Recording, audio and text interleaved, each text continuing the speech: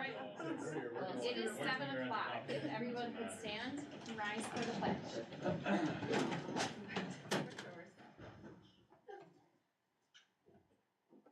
Allegiance to the flag of the United States of America and to the republic for which it stands, one nation, under God, indivisible, with liberty and justice for all.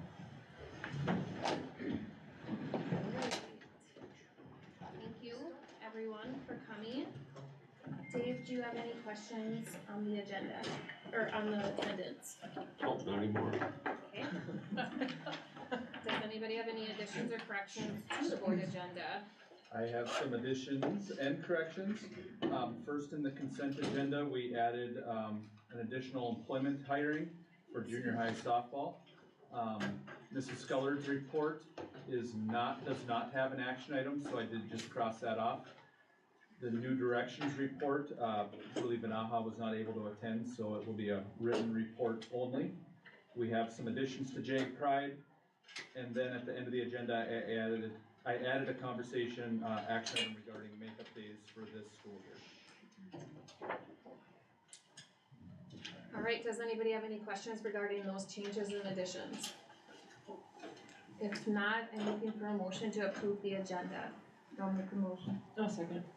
There's a motion and a second. Any further discussion? All in favor say aye. Aye. Opposed? Motion passes 7-0. Next up is our robotics team. Oh boy. All right. Hi. So I'm Joe Ranger. I'm the lead mentor, head coach of the robotics team. This is Dylan Gugitz. He's one of our seniors for the robotics team. Hello. This year, we've just finally tried to get this thing back going, and it's not being very cooperative. But this year is our eighth year for the robotics team. The program was called Charge It Up. We had objectives this year to move, which were either cubes or cones. This is a little bit different than years past where we had like dodgeballs and things like that to do. We had an 8-week build season, which goes by very quickly. We had about 16 people on the robotics team this year, so I would say it's about normal. We are graduating 6 seniors, which is a big change from years past, and we're definitely going to have to be doing some recruiting this year. But if Dylan, you want to kind of talk about what we did for our robot and why? Oh, okay. Now that we're sitting here trying to plug things in. Yeah. Just to give you a wired connection, just to show them how the arm is. So, the competition, just like years past, is about as simple as just picking up a game element and moving it somewhere. So we opted in for just a simple arm design. So this is a linear actuator. It goes up and down. Has 400 foot-pounds of torque. Last year and in years past, and other teams have done this as well, they would opt in for chain drives or winch systems, and we decided to go for the actuator as it has a much more reliable record, and it doesn't break. Motors, small ones like drive motors, aren't designed for lifting big objects like this, so they don't work as well. So we use that. This piece right here, all this funny black stuff, is called it's called a telescoping arm. So, Can we fix this with this stuff? yeah. Oh, that's not right. It's a little loud, and you can hear it when you're sitting in the stands watching the thing. Yeah, it goes in and out. And then this is from, well, actually, it's a climber in a box system. So other teams the year before would use it to move the robot and climb it and grab onto stuff. So we repurposed it for another year, and it worked pretty dang well. We obviously ran into some issues, of course, just like every team does every year. We had a cable in here, the one that brings it back, kept snapping over and over again. There's a million different reasons why it snapped, like 5 different points. We just overlooked it because we didn't have enough, I guess, time. But we had a lot more time than years before. Our team management this year was a lot better, so we managed to do better this year than we have in 5 years. We've got Any year. any year. We ranked higher than any other year in the history of our robotics team, but we did not make it to the playoffs, unfortunately. No team chose us for their final alliance. So we did really, really well because we had a lot of like really, really good and talented engineers on our team and a lot of like first year students who were very dedicated. We had Mr. Perotti with a little bit more experience under his belt, did a lot of work. He helped us a lot. It was great. We were extremely successful compared to years before. The year before this one, we got 54th out of 60 teams. This year, 18th out of 59 teams. It's pretty good. I don't know. We were very proud of ourselves. The team did great. Duluth was a lot of fun for everybody who went, and I would say that since my robotics career is ending, that in the last 4 years I have gotten more real-world experience working in a team and working, as a group and together for one common goal than I would have gotten from any other sport. I learned quite a lot, not just engineering, but with people and being cooperative and leading and all kinds of things. It was a very, very influential and helpful thing in my life as well as many other members of my team. I'm sure anybody else who was in robotics for as long as I was, you can ask and they'll tell you it was an amazing experience. Even with, we might not be the richest team, we might not be, the coolest looking, we might not have the best stuff, but our robot is 100% student built, and a lot of teams can't say that. They have these huge sponsorships and all this money. Like, there's teams that have NASA design their robots for them, and then they just put it together like it's Legos. That's what they do. We all had to put our heads together, and everybody had an element on the robot. We had a lot of first years do a lot of stuff. Everybody was very engaged. Yeah, I don't know what else to say. It was a lot of fun, and it was very much worth my time. I will agree with that, because my son was, he's a senior as well this year, and he's gone for a couple of years. He really learned a lot, and he's enjoyed it a lot too. Brody he's been a great element to our team. Brody built full-scale mock-ups of the game arena elements. So like they have these like giant steps and like these goals where you would put the balls last year or the stuff this year. He built by himself a like 6 foot tall, perfectly measured like 2-scale wooden replica of it. It was really, really impressive, and it helped us practice quite a lot before the round. So like, and he just did woodworking. Like he wasn't building the robot or doing fancy electronics or coding or anything. Like stuff that anyone can do, It was really useful. We try to have a job for anybody that wants to show up. I like to say it's the most frustrating fun you'll ever have because it's hard. Anybody that's worked outside of school settings and you have a timeline, we have to stick to that timeline once you're there. Dylan, you guys, if it's closer to NASCAR. It looks more like NASCAR when you go up to the pits because you have an hour between each competition, give or take, and you have to fix whatever's broken and fast. We had another robot tangled up in our arm and ripped this thing right off. They just took it. And it happens. Chunk of our robot. It looks like a little bit like BattleBot sometimes, even though it's not supposed to.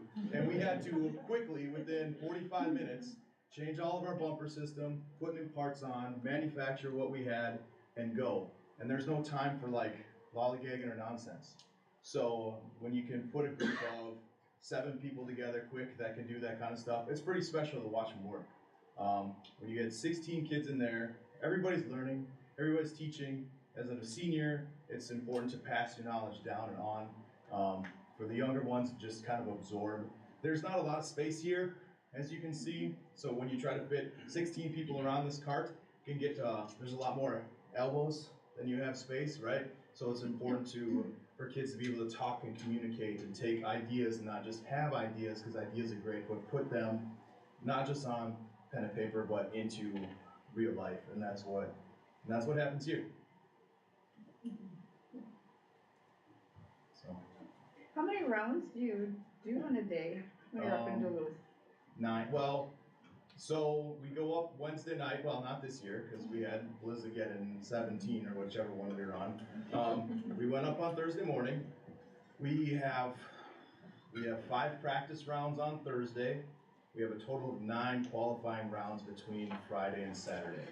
So we did 6 and 3. Or no, 4, 6 one day, 3 the next, something like that. I think it was 6 one day and 3 the next day for our qualifying rounds, and then we had 5 or 6 practice rounds, and those are just in order. So you can imagine getting there and you have a little bit, and then it's like one round, hour, and an hour, and then one round, an hour. Sometimes it's one round, and then you have 30 minutes to repair whatever is going on with the robot and figure stuff out. But at the same time, you know, every single time we do it, because it's like a 3v3, it's kind of a team-based competition. So you're not out there by yourself, you're with 2 other teams. We have to go over to the team that we're about to be with, or 2 teams that we're about to be with, and we have to have someone go over there and interview them and find out everything about their robot. And in that time, you have to develop a working strategy, you have to develop a communication system and like a hierarchy with the team. Some teams, they like to be in charge of other teams. We don't. We usually just like to cooperate as best we can. But it's a lot of everybody doing as much as they can. Yeah, we got some pretty cool pictures too. It's a different type of competitive atmosphere because you are working, you know, there's teams from Iowa, there's a million teams from Wisconsin, North Dakota, there's been teams that come up to Duluth when we compete there from Sweden or Australia.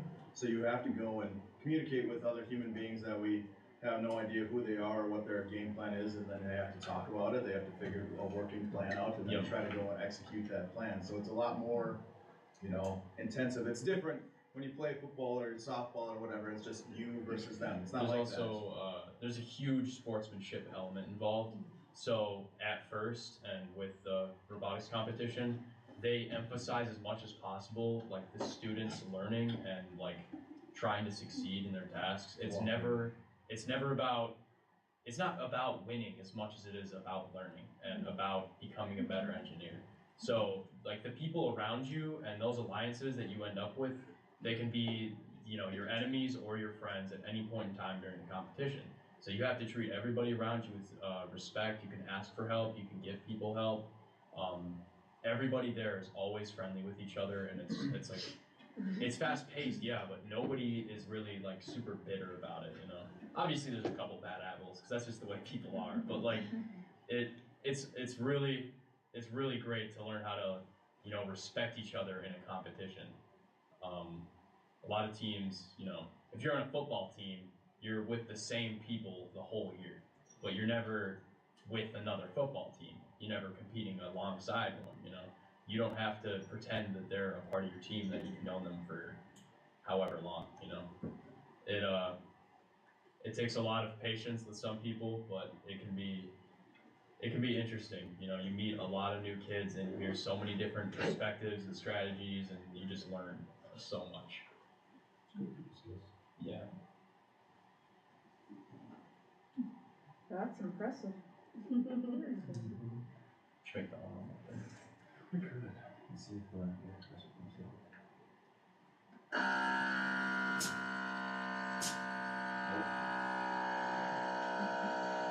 Leaky.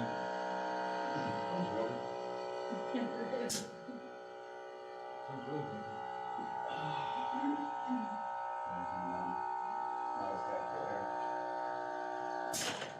There we go.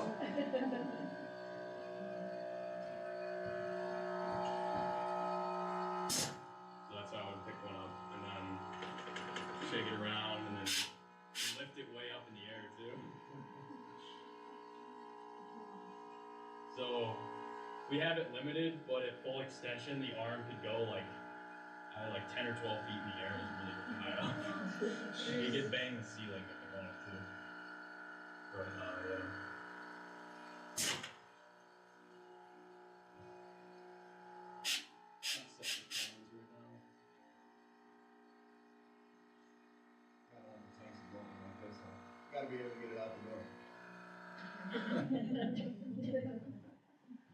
Yeah, so the guys, they designed a pneumatic system. We have a 3D printer. We 3D printed some casing holdings for it, all this stuff. Some of our kids that were gone for a year and came back took care of all of our pneumatic systems. Everything's got to run off a 12-volt battery.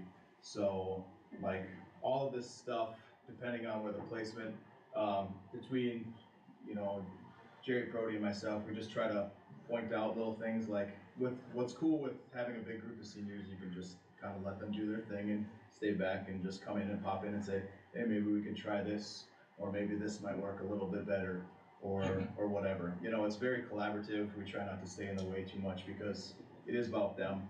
You know, it's just kind of navigating the process. So these guys did a great job, and I'm proud of what they did, and it's a lot of fun. Well, thank you, Dylan, Mr. Ranger. It's awesome. Nice job.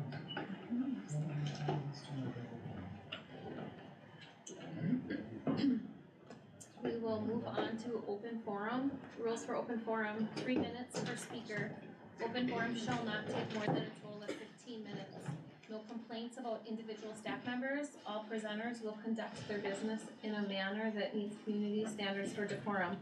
The board will not take action on items presented in open forum. Ryan, did you have anybody sign up? I did not. No. Does anybody wish to speak?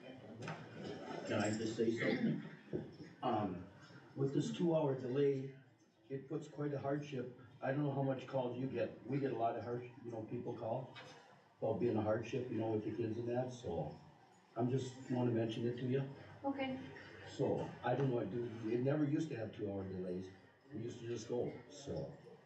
The roads weren't bad this time either, so most everything was plowed, so I just want to mention it. Thank you, George. Next up is did anybody else wish to speak? Next up is the consent agenda. Does anybody want anything pulled from the consent agenda and placed later in the agenda? What? Did you add anything, Brian? Just the one under employment. Alright, so I'm looking for a motion to approve the consent agenda. I'll make the motion. Is there a second? A second. There's a motion and a second. Any discussion? All in favor say aye. Aye. Opposed? Motion passes 7-0. Next up is the bills. If you have questions on the bills, please state the page number and the bill number. Does anybody have any questions on the bills?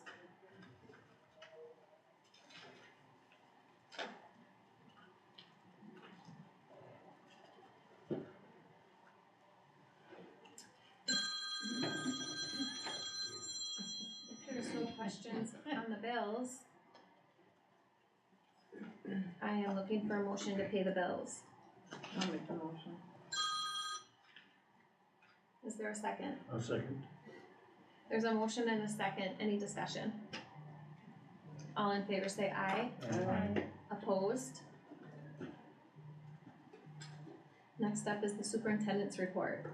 Mine is pretty short this month, with a lot of things happening in the agenda. Just kind of some update on some of the board committees coming up, a lot of reschedules or cancellations that have happened because of snow. So please pay attention to those as you're looking at your upcoming meetings. And then just another reminder that as we're hitting graduation season, Jody's agreed to hand out diplomas, and Ms. Hinckley's planning a traditional graduation ceremony. And we'll have baccalaureate remain virtual this year and plan to go back to an in-person baccalaureate ceremony in 2024. All right, does anybody have any questions for Brian? Brian, I do have a question. Why are we planning to have the baccalaureate virtual this year? With moving the graduation to a Friday, and where some other things were scheduled with sports, with the Native American graduation during that same week, and then seniors being done that Friday. Traditionally, it had been held on a Saturday. Felt that seniors are done after graduation, and the dates leading the week up had some other conflicts already. So just decided to stay virtual so we can make sure we get it in. Okay. Can I ask a question regarding one of the points we had on the school board update?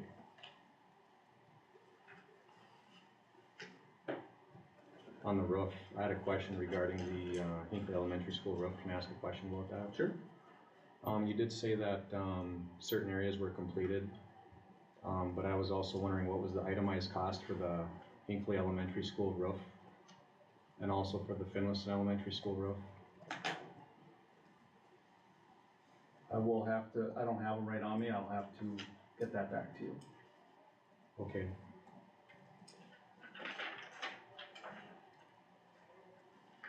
Anything else?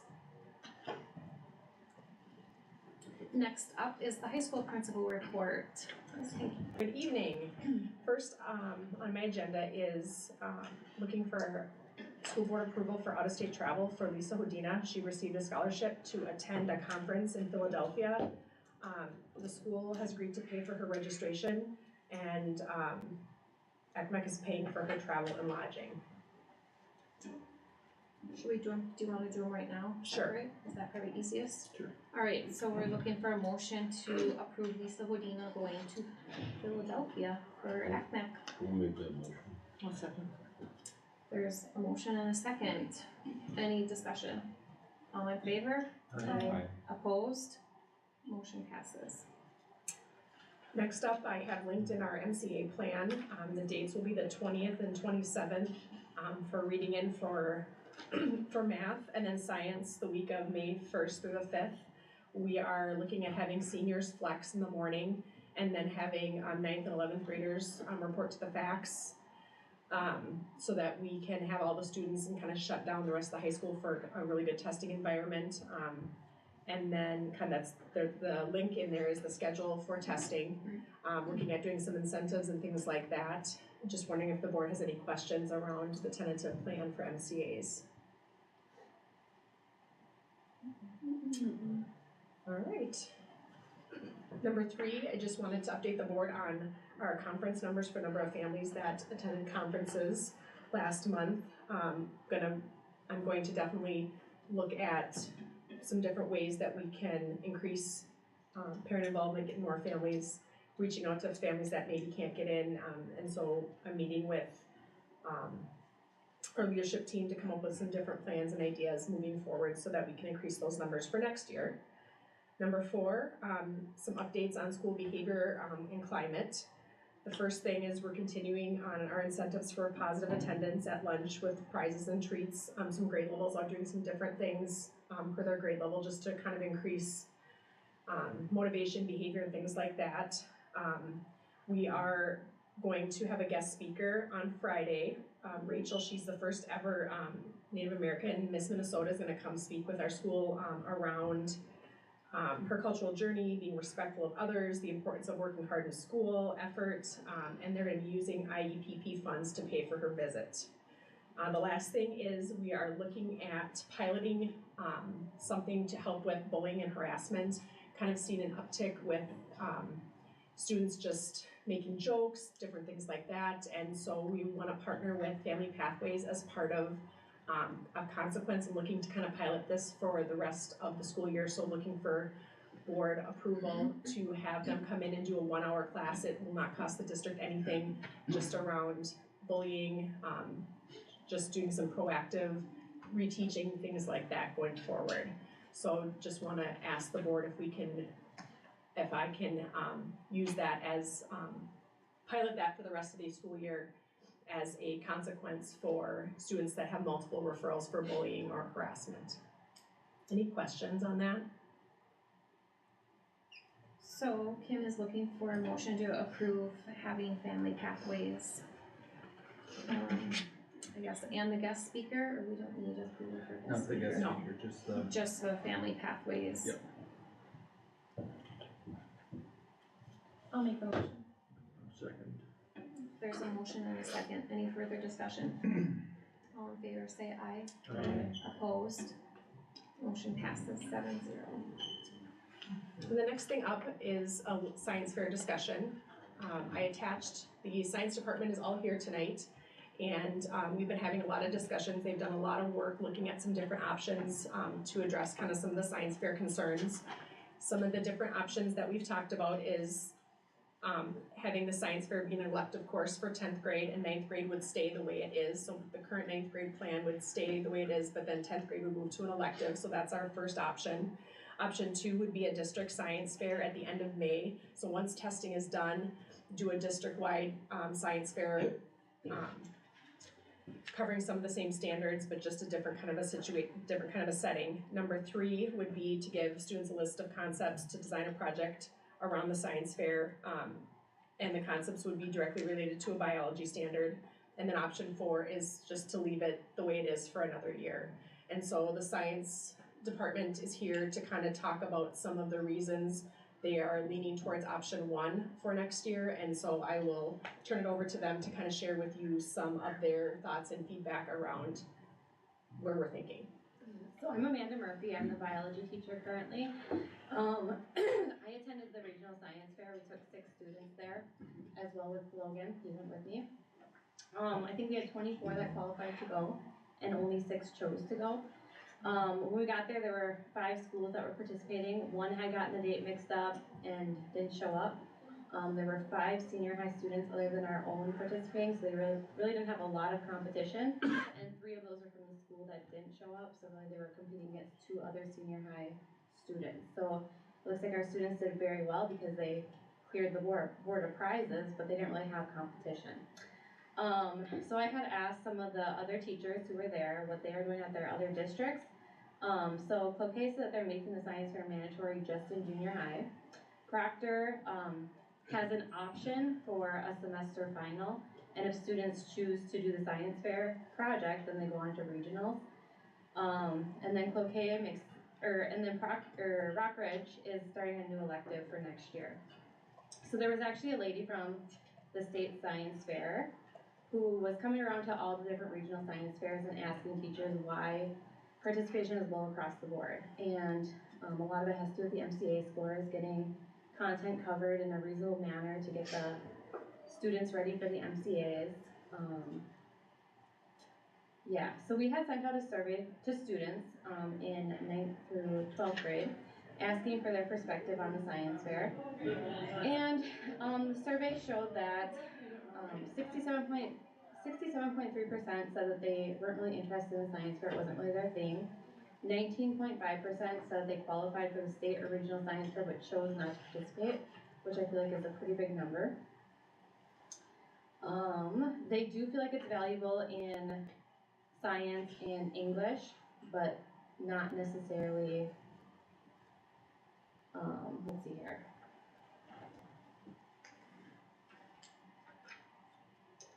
Not necessarily the best way to teach the nature of science standards. So currently we're sitting at a 14.4% proficiency on our MCA, which is very low, especially compared to other districts. And I think that we should be using the MCAs as a tool to figure out how we can do better, right? How can we prepare our students better for their futures? And I feel like we need to be covering all of the standards, not just some of them. And right now I'm spending a month and a half on the science fair in my class, and that's taking away from content that the state of Minnesota says that students should be learning in biology. I feel like these projects are pretty random, and they don't necessarily align with the biology standards. They align with the nature of science standards, but that's just a tiny part of the biology standards. Do you guys have some questions at all? Does anybody have any questions for the science team? What about juniors and seniors, can they participate? Yeah, so if we went with the elective option, we would open it up for 10th through 12th. And I do know there are some students who went to regionals who would be interested in taking that course. They absolutely love the science fair. There are some students who absolutely love the science fair, and I would open it up for them. Okay, thank you. Yeah. Juniors and seniors can participate now. We haven't had a junior or senior participate in science fair probably since Caitlin France, so 5 or 6 years ago, would be my guess. We've had judges who have been judging for quite a while, and they have mentioned how the quality of the projects have gone down significantly. And I think partially this year it's because I am throwing in content and then science fair, where I think previously it was a lot more focus on the science fair. So quality goes down. We did bring a couple of boards. Do you guys want to see some of the quality of the boards? Yes. Yeah. So these are just five that I had left over from my class.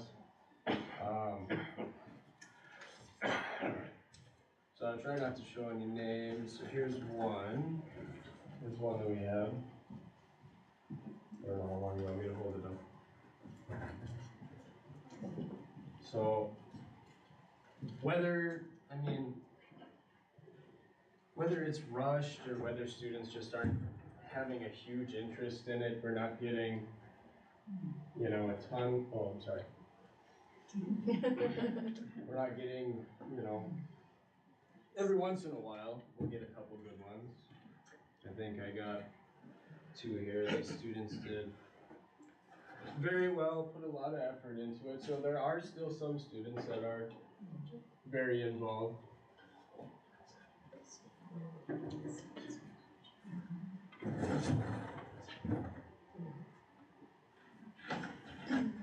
don't think we have your dues. Well, I was gonna say, that's exactly my topic. I went to state science fair and I competed.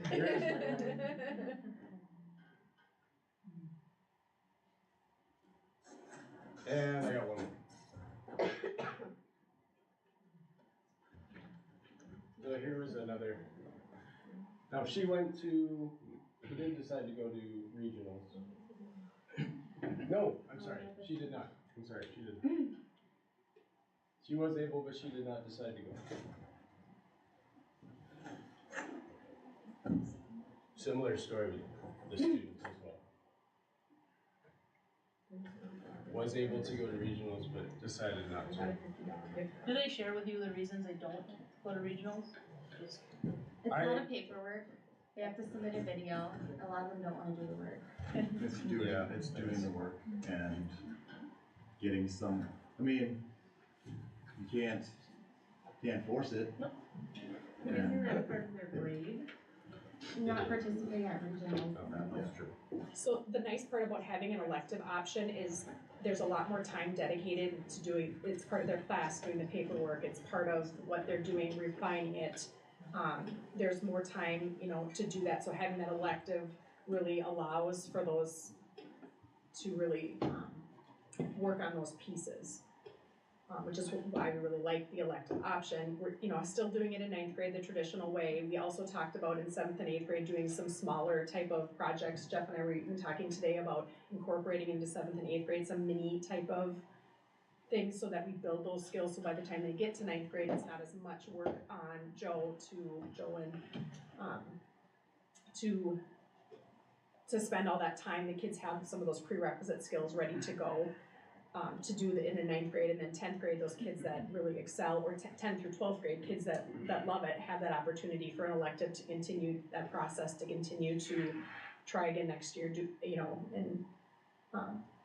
even better. So it's kind of in our minds, it's a balance of both worlds. Giving time for 10th grade, getting ready for MCAs, but still giving students an opportunity that really want to do it, still doing it in 9th grade, so that every kid has an opportunity. But and then building up into 9th grade with some pieces in 7th and 8th grade. What are some positives that you see in having your students do a science project? For the ones who, I guess, want to do well and want to get to regionals. I'm just talking about just the class in general for every student.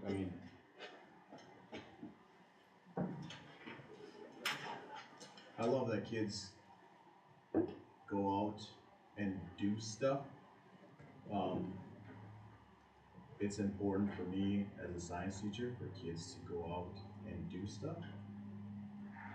That comes with the caveat of getting kids to go out and do stuff.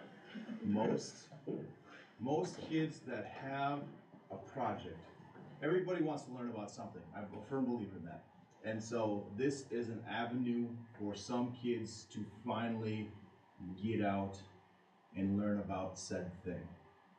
To try to do or whatever. everybody has a random thought here or there and thinks, well, how can I make that work, or how can I try that, or whatever. So that part, to me, is important because it gives them an outlet to express that.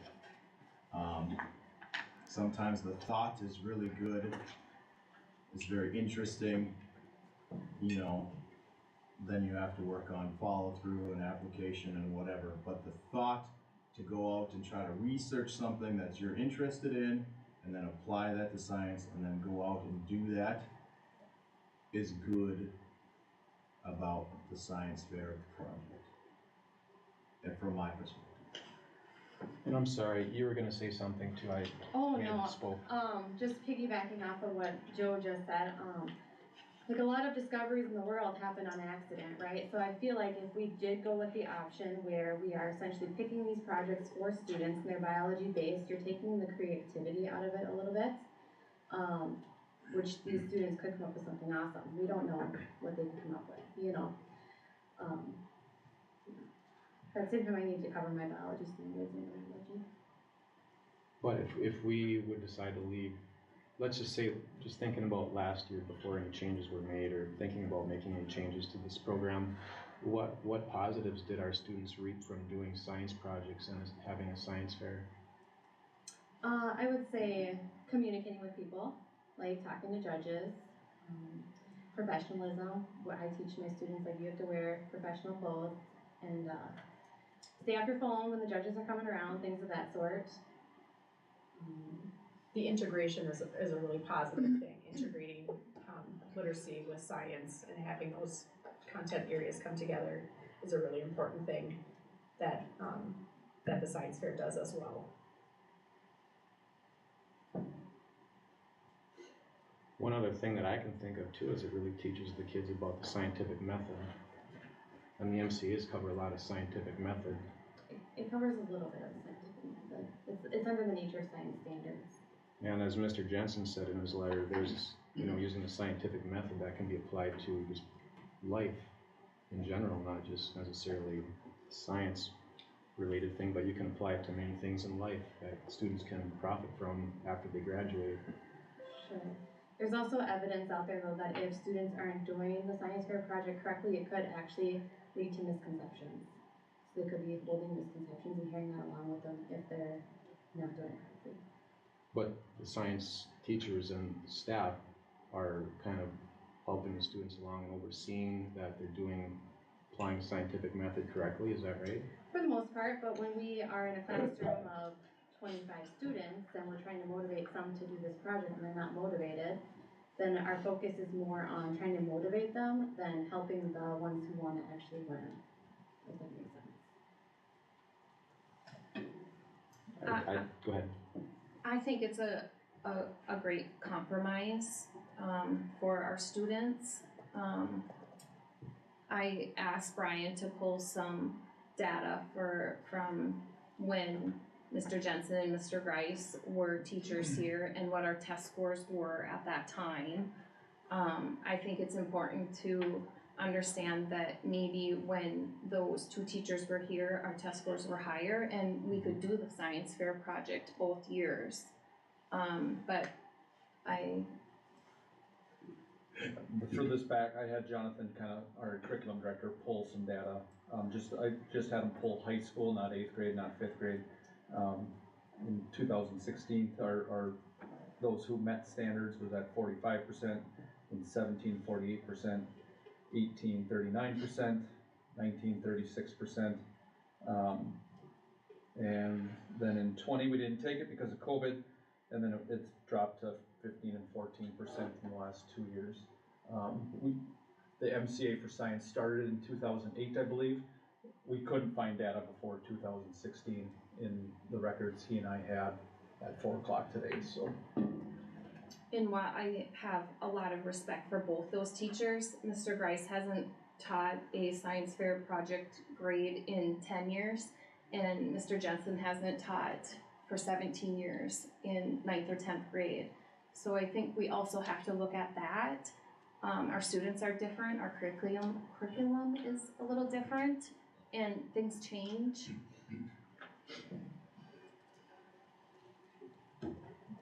What things do you think have changed? Our students, In what ways?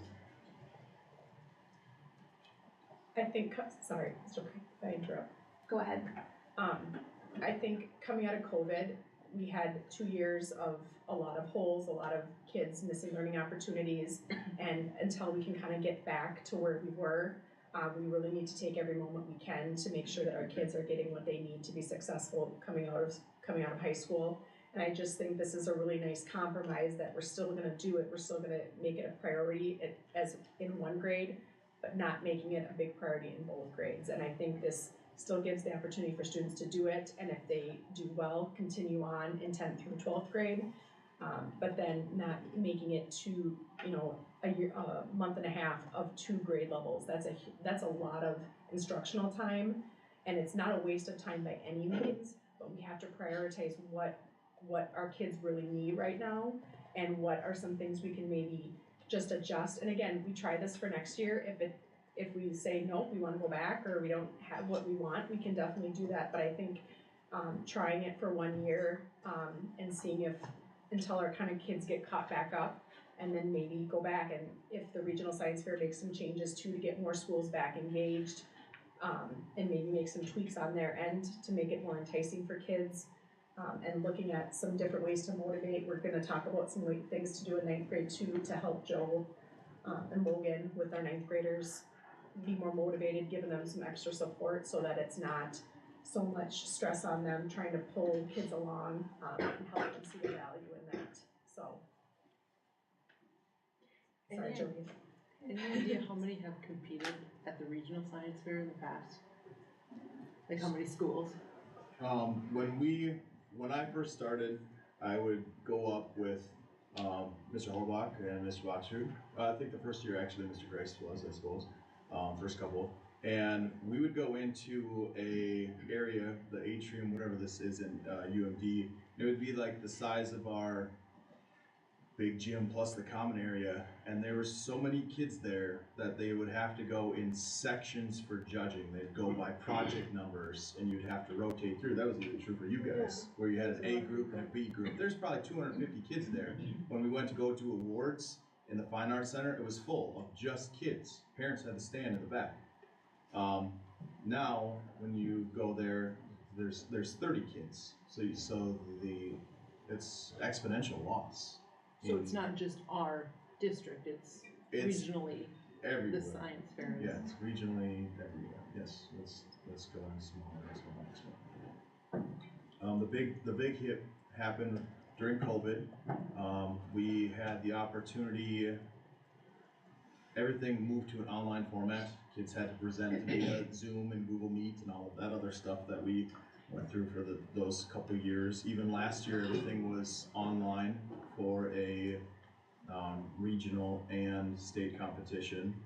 I think we had seven kids last year, 2? I don't remember. That participated and went to state, and the year before that, I don't think they had any. No, I don't remember the year before that. So we had a trend. We would take busloads of kids. As far as what happened, or why kids aren't going. When 30 kids qualify and we take 6 or 7, we would have everybody on the bus. We'd have to stop in Finlayson at 6:55 in the morning on Saturday morning and grab more kids on the bus, and then go up to Duluth, and then on the way back we'd have to drop them off and then come down here. So I mean, we went from a full bus load with all the kids, their boards and their projects, to a suburban model. Typically, they only allow first place winners at regionals to go on to state, but because participation is low across the entire state, they're allowing first, second, and third from every school to go. So that means all of our students are going. One comment that Mr. Grayson made to me in his letter, in his email to me, he said that in 9th grade, you're laying down the foundation so that in 10th grade, you can take it to the next level. As far as doing your science project and research paper, I feel we're just shortchanging our students by making it mandatory for 1 year, because they're just getting their feet wet with the research paper and the project and the scientific method. Whereas if you have them do it in 10th grade as well. Now they're practicing on what they just did the previous year, and I feel that's very beneficial. But they still can do it in 10th grade. Yeah. They Yeah, choose to. but there's a lot of students that wouldn't choose to do that unless it's required. And I know I wouldn't have done a science project in 10th grade if it was not required because it's a lot of work. And I exceeded my own expectations, and I went to the International Science Fair. And that's something that I can put on my resume. I mean, these kids can surprise themselves with what they can do. And I think we should, sometimes they don't know what's best. The school board can direct them that you will do a science project 2 years. It's 9th and 10th grade. I think that's reasonable. Now, if it was like 9th, 10th, 11th, and 12th, maybe that's something different. But I think it's reasonable to have our students do a science project for 2 years. And I don't think that's asking too much. But I also think we should take the recommendation of our teachers that are teaching them and the admin that are helping. I think we should also pay attention to what these students gain from doing science projects and from 2 highly respected former science teachers, Mr. Jensen, Mr. Grice, and I even got some feedback from Mr. Dittbrunner. And both of our science teachers, Grice and Jensen, are in the, Mr. Jensen, he's in the Hall of Fame. Mr. Dittbrunner had some feedback as well, just from the English department. He said, from a teacher's point of view, as a teacher, you're forced to get out of your own element of comfort and safety, and you're pushed to look at other discipline, i.e. science. And it's challenging in a positive way. So I think it's also beneficial for our staff as well. And Mr. Dittbrunner also said there's more positives than negatives from an English teacher's point of view working with the science department. And Mr. Dittbrunner suggested if there's any kind of problems or issues, tweak it, make it better. You don't have to scrap the program and our long-standing tradition. And he said the objectives were met, the science projects and research paper met objectives for both departments, English and science. And he gave me a cell number if anyone would like to talk to Mr. Dittbrunner. Quick question for the science teachers too. Do you see like some of those boards that, where the kids didn't put a lot of effort into it? Are those typically the students that normally don't put a lot of effort into science in general, or is it just that project? Well, I'd say most of those, I mean, even the ones that you saw with stuff on it, I mean, that's showing students that do the bare minimum just to get it done. You know, what do I have to do? Mm-hmm. I mean, there's a lot of kids that didn't turn in anything. I mean, do you ever get like students that are normally A and B type students, and it comes to the science fair project and it's like a C or a D plus type project from them? I suppose. I feel like it's. I mean, there's always, it's hard to make judgment calls off of how effort, you know, usually sure, it would follow a trend. If you're an A student, you're gonna put more conscientious effort into your project, into your presentation. Are there some kids that just wanna get things done and pass the class so they can pass that semester? Sure, you're gonna have those too. I think a big part of the quality of boards and projects comes from help from home too. And the support from home is huge and just not a ton of it. In 9th grade, those boards that you saw, we spent a week. We spent a Wednesday to Wednesday in class, paper cutters, construction paper, glue sticks, everything. So 5 days instructional time or whatever, to be able to put these things together. You know, do some kids go home and they get the Cricut out or whatever it is that they have access to and go crazy? That's all. Yes, they do. You know, do some kids? We try to, as a part of it, you know, like when we're doing instruction, I tell kids, okay, I've got construction paper, I've got glue sticks. You can't just take white paper on a whiteboard. You've got to do something.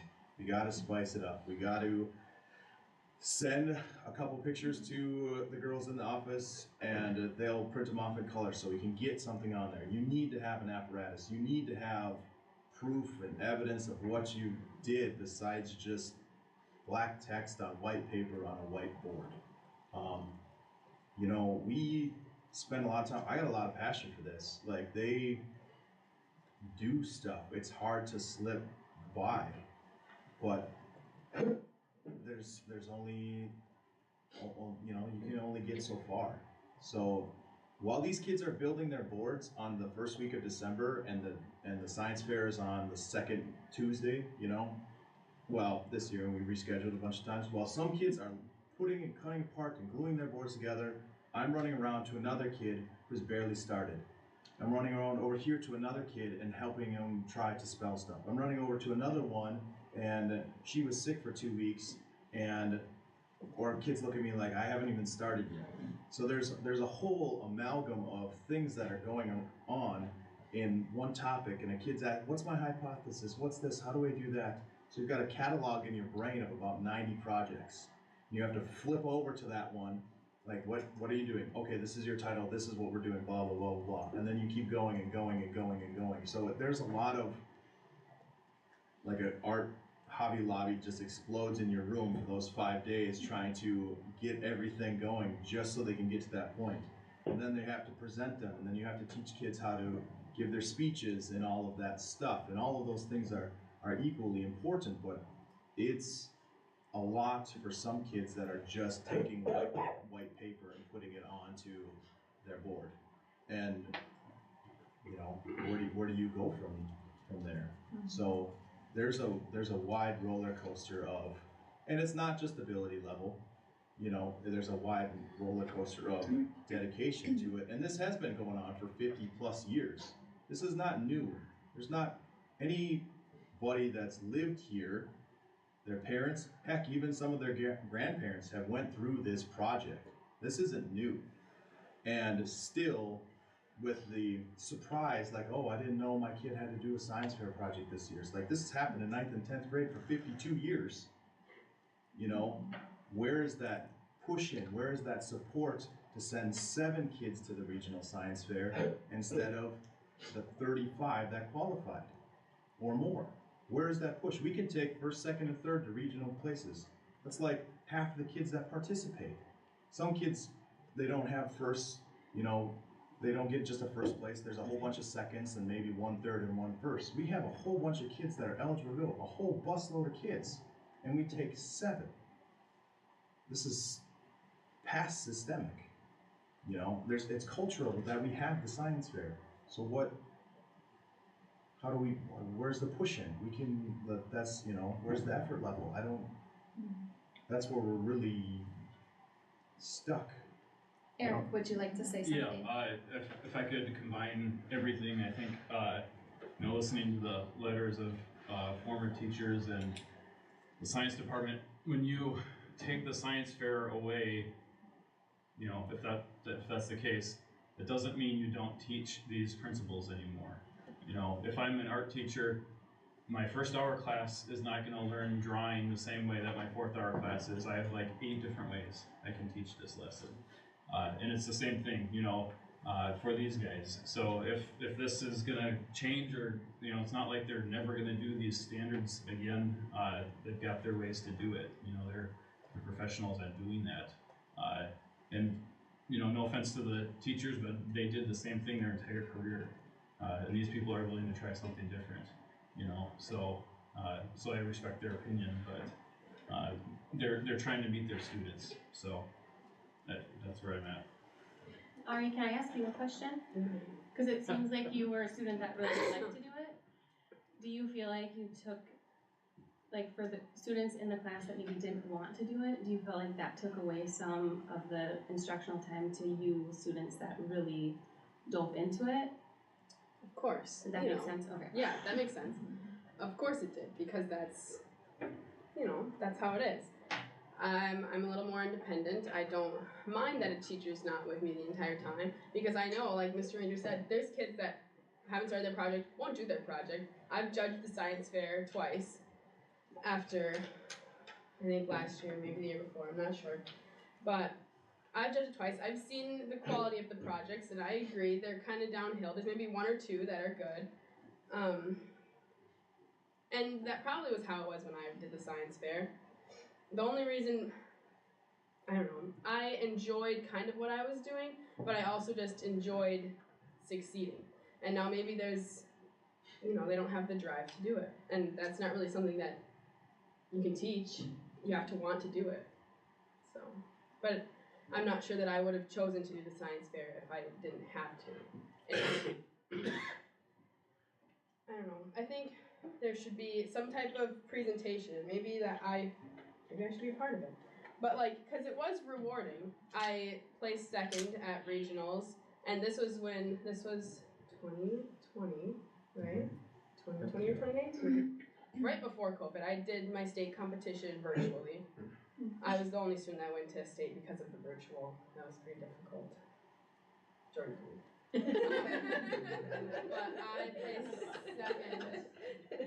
I placed second in regionals, and that year first and second went to state, and that was because of COVID. They were saying that.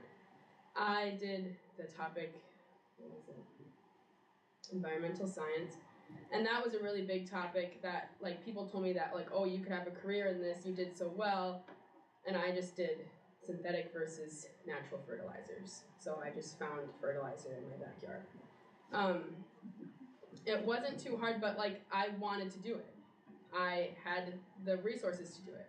For someone that doesn't have the resources or doesn't want to do it, obviously, it's just not going to happen. So, would you have chose to take it as a sophomore if you could have, if it wasn't forced upon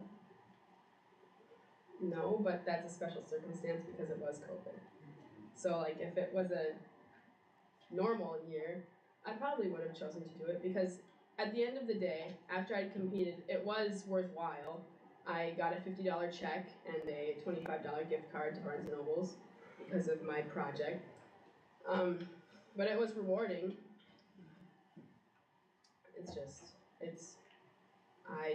I do have the resources and a lot of kids don't. And at the end of the day, that's how it is. Thank you. Any other questions from the board? So we'll take your feedback. We appreciate everybody, board sharing their feedback. We'll talk about it a little bit more, and then we'll look at making a motion at the next board meeting. So if you have any other thoughts or feedback, please share them going forward.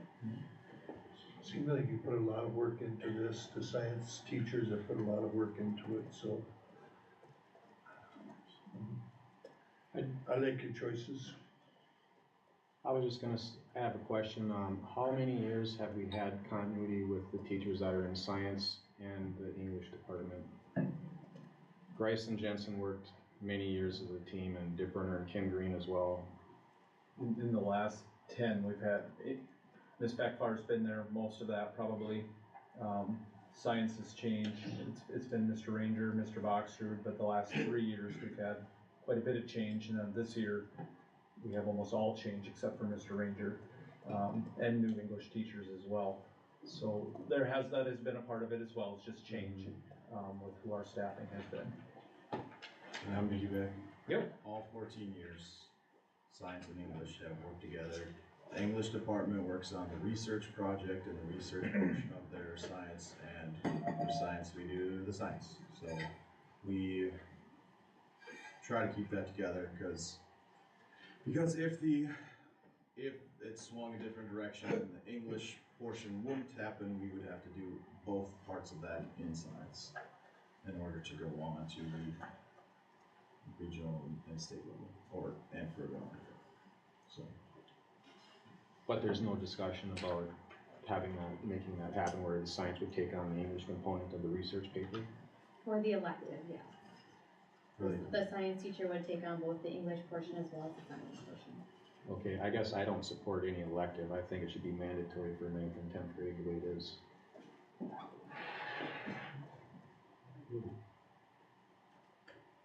I think we're shortchanging our students if we just take the easy road. Sometimes sometimes working hard, you have to work hard. When the going gets tough, the tough get going, and there's a lot of reward in doing this for 2 years in a row, I feel. I think we're gonna move on to math, and next month we'll take a vote with, Ms. Hinckley's recommendation. We'll definitely take your feedback totally and talk about it as a team. So will there be an option to leave things as is Yes, that's option. next month? Yeah. One of the options. Yep.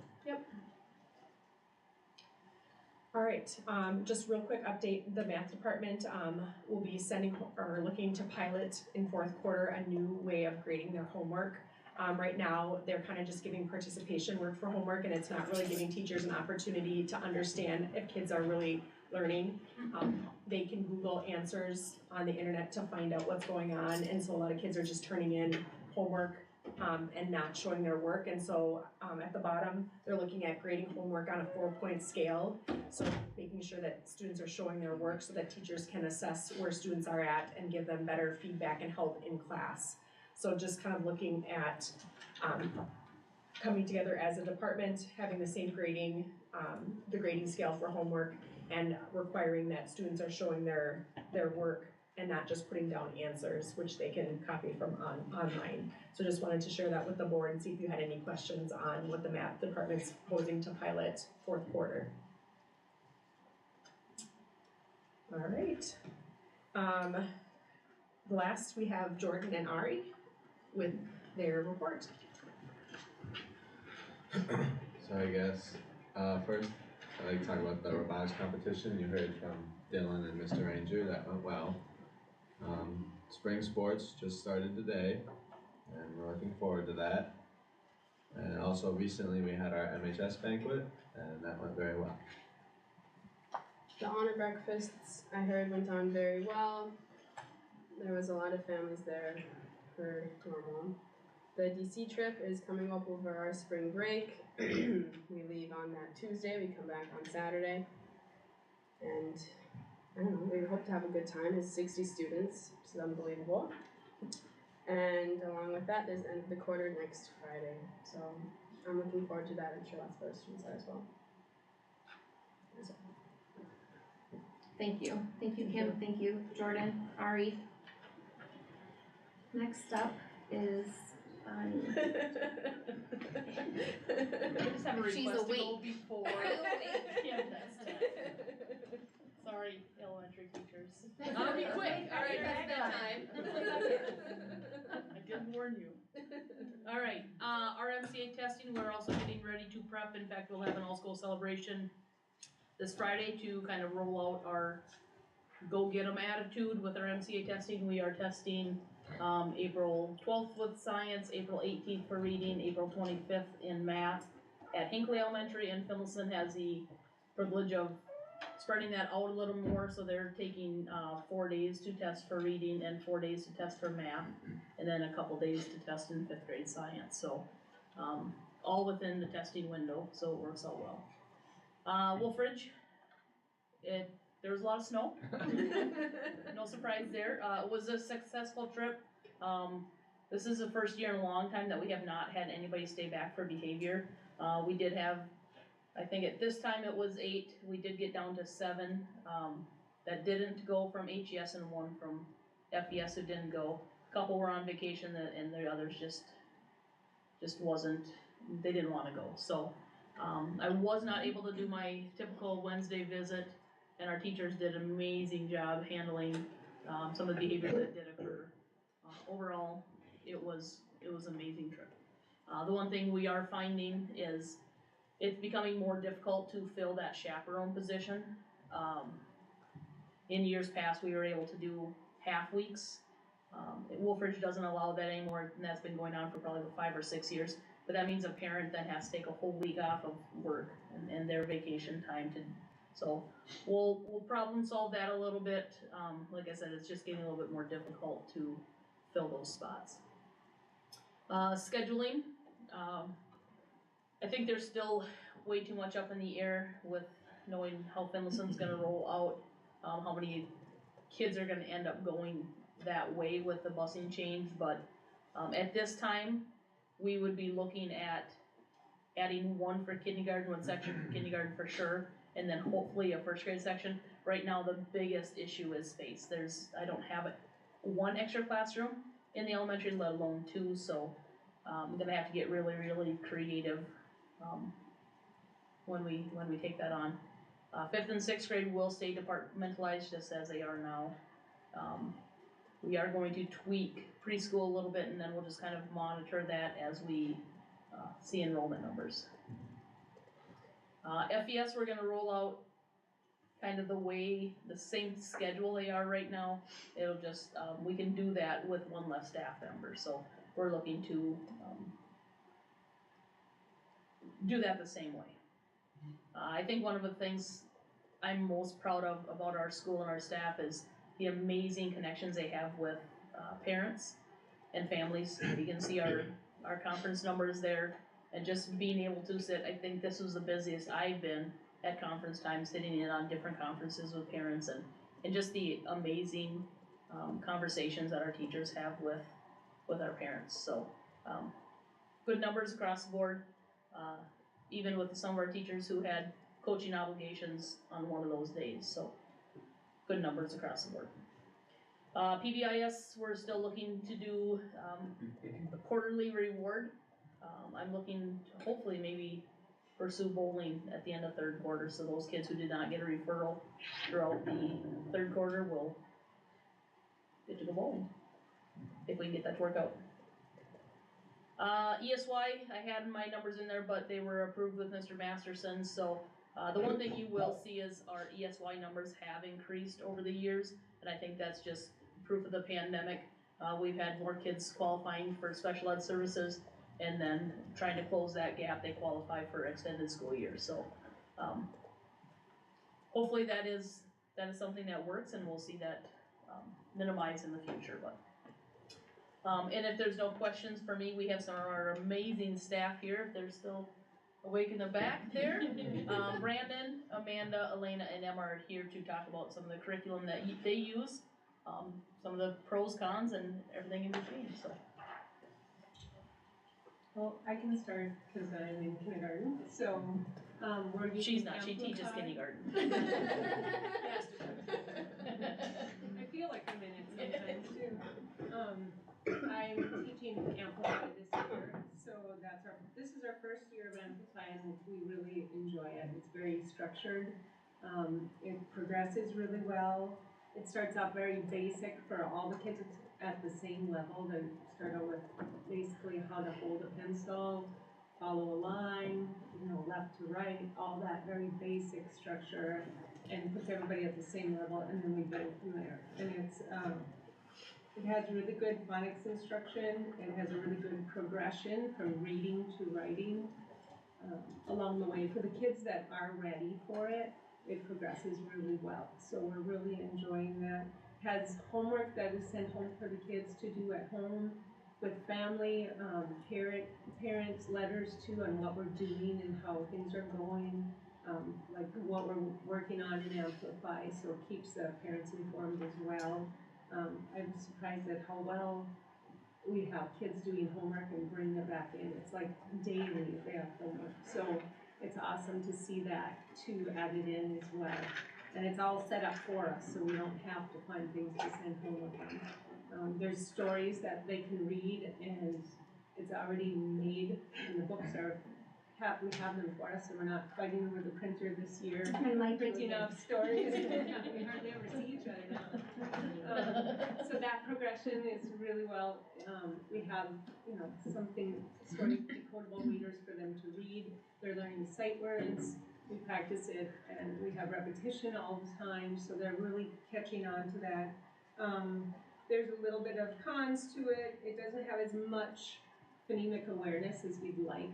So those kids that are struggling, we added in the Haggerty. We kept the Haggerty on this year, the Haggerty program, which we really like. That helps with the phonemic awareness, the listening, and being able to break down the words. And they're using it also in the title classes too, the Title I that the kids are working on too. It does continually grow and through the year. And that's what's hard about the kids who really struggle though. I noticed that as we build on and add more parts, like blending letters together and adding digraphs and bigger parts to our curriculum, the kids that are really struggling kind of get lost. So that core is kind of tough for them. So having some more support, like if we had more parent support during that core, that would really help. That would benefit the kids a lot because they're not independent right now to be able to have them work in different groups. So that's a little bit difficult, what we're finding now. Or as Bonnie said too, if we had smaller class sizes, if we had 4 teachers next year, that would really benefit the kids as well.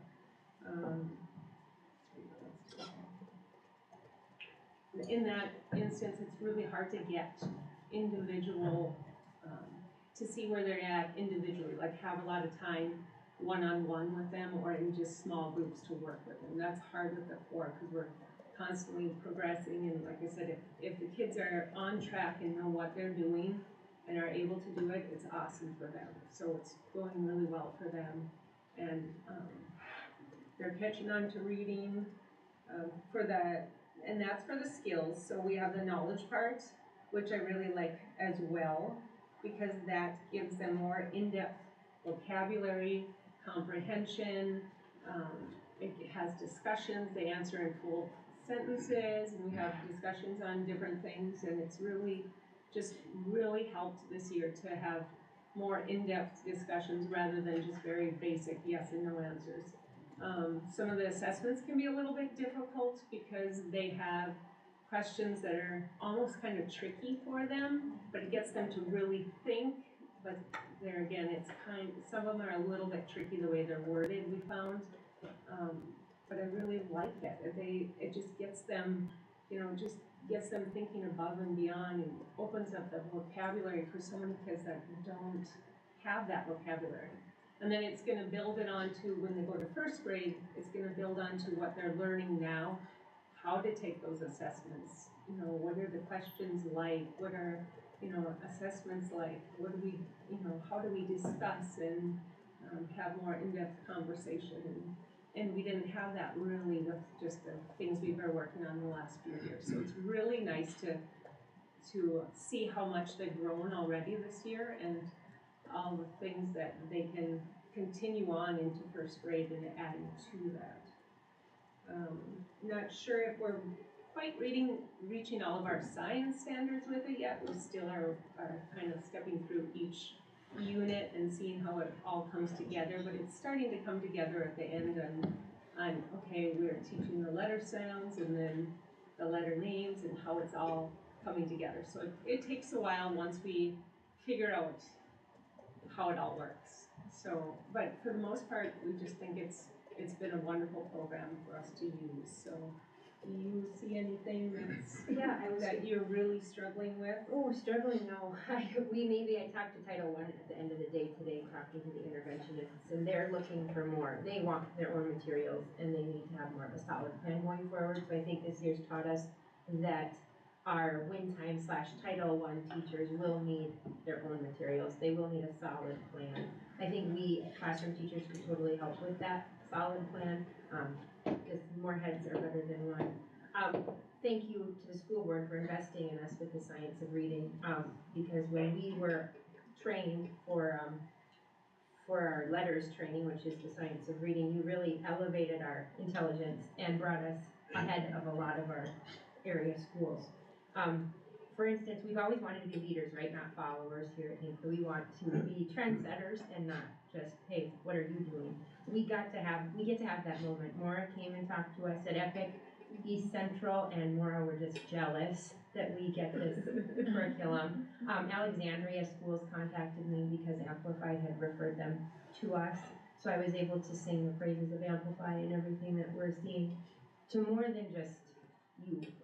I mean, this is amazing. It's amazing after 23 years of teaching to see the rigor that I get to witness every single day, between skills, which is huge. And we've seen our blue growth in our data double. I mean, our blue kids have continually gotten bluer. And that for me tells us that we're totally getting what we need in that area, because our exceeding kids often get left in the dust because we're working so hard on our emerging kids. So when I notice that exceeding kids are getting more than they need and they're still growing their brains, that's very gratifying for me, because you can't sleep with yourself at night if you're not reaching everybody. First grade is moving at a slow and very steady pace. Our trainers in the fall told us to go slow and steady, and we have taken that with integrity, because we do feel we cannot continue going if we don't understand what we were doing. So if we had a day in the fall that we taught and we just did not love how it went, we did redo the lesson. Every unit has a pausing point at the end where you're given 5 days of materials to reteach, to add projects. They can do group work, they can do writing things. It's really just an amazing abundance of this information that we have at our fingertips to put in. And we'll do that, and then we can do our testing to make sure the kids have met our objective for that unit. The depth of knowledge questioning has increased exponentially as well. So we're going to be able to meet the needs on those standardized tests even better, because the words that we're using, the vocabulary we're adding, the types of questions we're giving our students are going to be more differentiated, and that's how we're going to get them to have higher test scores for sure. I have the pleasure of also piloting Bridges this year, which is a math curriculum. And that one is a little bit less user-friendly than Amplify. It requires a little more investment on the teacher. I like it because it is rigorous as well. I've seen amazing results with my first graders with Bridges. 2 of us are doing it in first grade, 1 is not, and I have twice as many blue kids as my coworker who doesn't do it, and I think it does have to do with questioning. It's depth of knowledge questioning that I'm exposing them to, and the vocabulary again, that the curriculum puts in for me. One thing we noticed was that base 10 is pretty serious in first grade as far as our testing goes. We have our early math testing in fall, winter, and spring, and a lot of it is with base 10, and Bridges doesn't even cover it until unit 7. So we're only on unit 4, for instance, right now in March, which we are a little slow because it's new. But I've had to build base 10 in since day 1 into my number corner, just so that they're getting that exposure. Those kinds of things new teachers wouldn't know, so it's something that an expert teacher like myself might be able to help them with. But those, knowing the test and knowing what's expected of students on the test is pretty important when you're going to be looking at this curriculum. The number one thing is, I feel as a district, you do need to make a commitment to a curriculum sooner than later, because we can't keep doing island work. When we have that, we're not going to have success. We have teacher turnover rates that are very high, and you can't expect everyone to know what they're supposed to teach unless you have a curriculum, a solid curriculum. So I do urge, I don't think we need to sit here and tread water. I think it's time to swim on a decision with math. For the best of our students. They deserve it for sure. So I do think that's a pretty important thing. We're excited to see our spring data, because we don't do fall testing for the A-Math in first grade, so we didn't get to see some amazing growth yet, but we do have high hopes that our spring math scores are going to be positive. So that's what I have reading and counting. Elena, can you talk real quickly about like some of the writing you're seeing your first Oh graders my doing? gosh, if I don't share it enough, I send them to 5th grade often, because in the fall, Amanda was like, I can't have my 5th graders doing this, and I'm like, I can't have 1st graders doing this. No, they write, for instance, like 5 years ago, I would have my students write a sentence. Now they write a page, 3 to 5 sentences, capitals, periods, complete sentences always. They can never just write a response. And they do that like this. You know, if I showed you how many amazing, come in, look at their lockers. We try to show it off. I encourage everybody to come in. We just finished our solar system unit.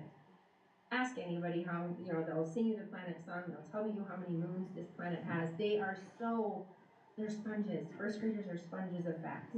Now we start in learning about physical science, and just having them write today, I had them draw our globe, which is a sphere, and then talk about, in the past this would have been just such a little thing, like we live in Hinckley, it is in the state of Minnesota, it is in the country, you know, that is just one day today. Now that's one day, that's one standard, but they're gonna take that every day now and grow, and it's fun to see how spongy those first graders are, and how they just love to show off what they know. So if you ever have a spare half hour, come on down. First grader will love to show off what they know. It is amazing. I have seen your grading. It's much fun. It just amazes me how much. But they couldn't do it if they didn't learn how to hold that pencil in kindergarten. But just seeing the progression where it's going is really Science first? Okay. So I'm Amanda Marks and I teach 5th grade ELA. I'd like to start off by saying that I am stoked for year 3 and unbelievably, phenomenally excited for year 5 and 6, because by the time these kindergarten and first graders come to me, I'm gonna have the curriculum mastered and we are going to straight move.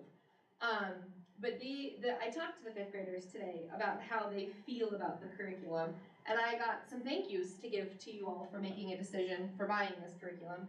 They are thoroughly enjoying it. It's the best of some of the responses I got. The topics are very interesting. There's tons of different facts. It's really challenging. It's making me think hard, but I like it. It has great organizers to help us with writing, to help us organize our thoughts, and it breaks it down so they're easy steps. One young man informed me that it's just a lot of work, and he's not really sure he's down with that yet, but he's still doing it. And 5th grade is great in the way that I can still get them to do the work because they still want me to like them. So I haven't quite lost him yet. There are 3 things that I do not like about Amplified. The 3 of them are that there's no real pattern yet to the way the lessons go.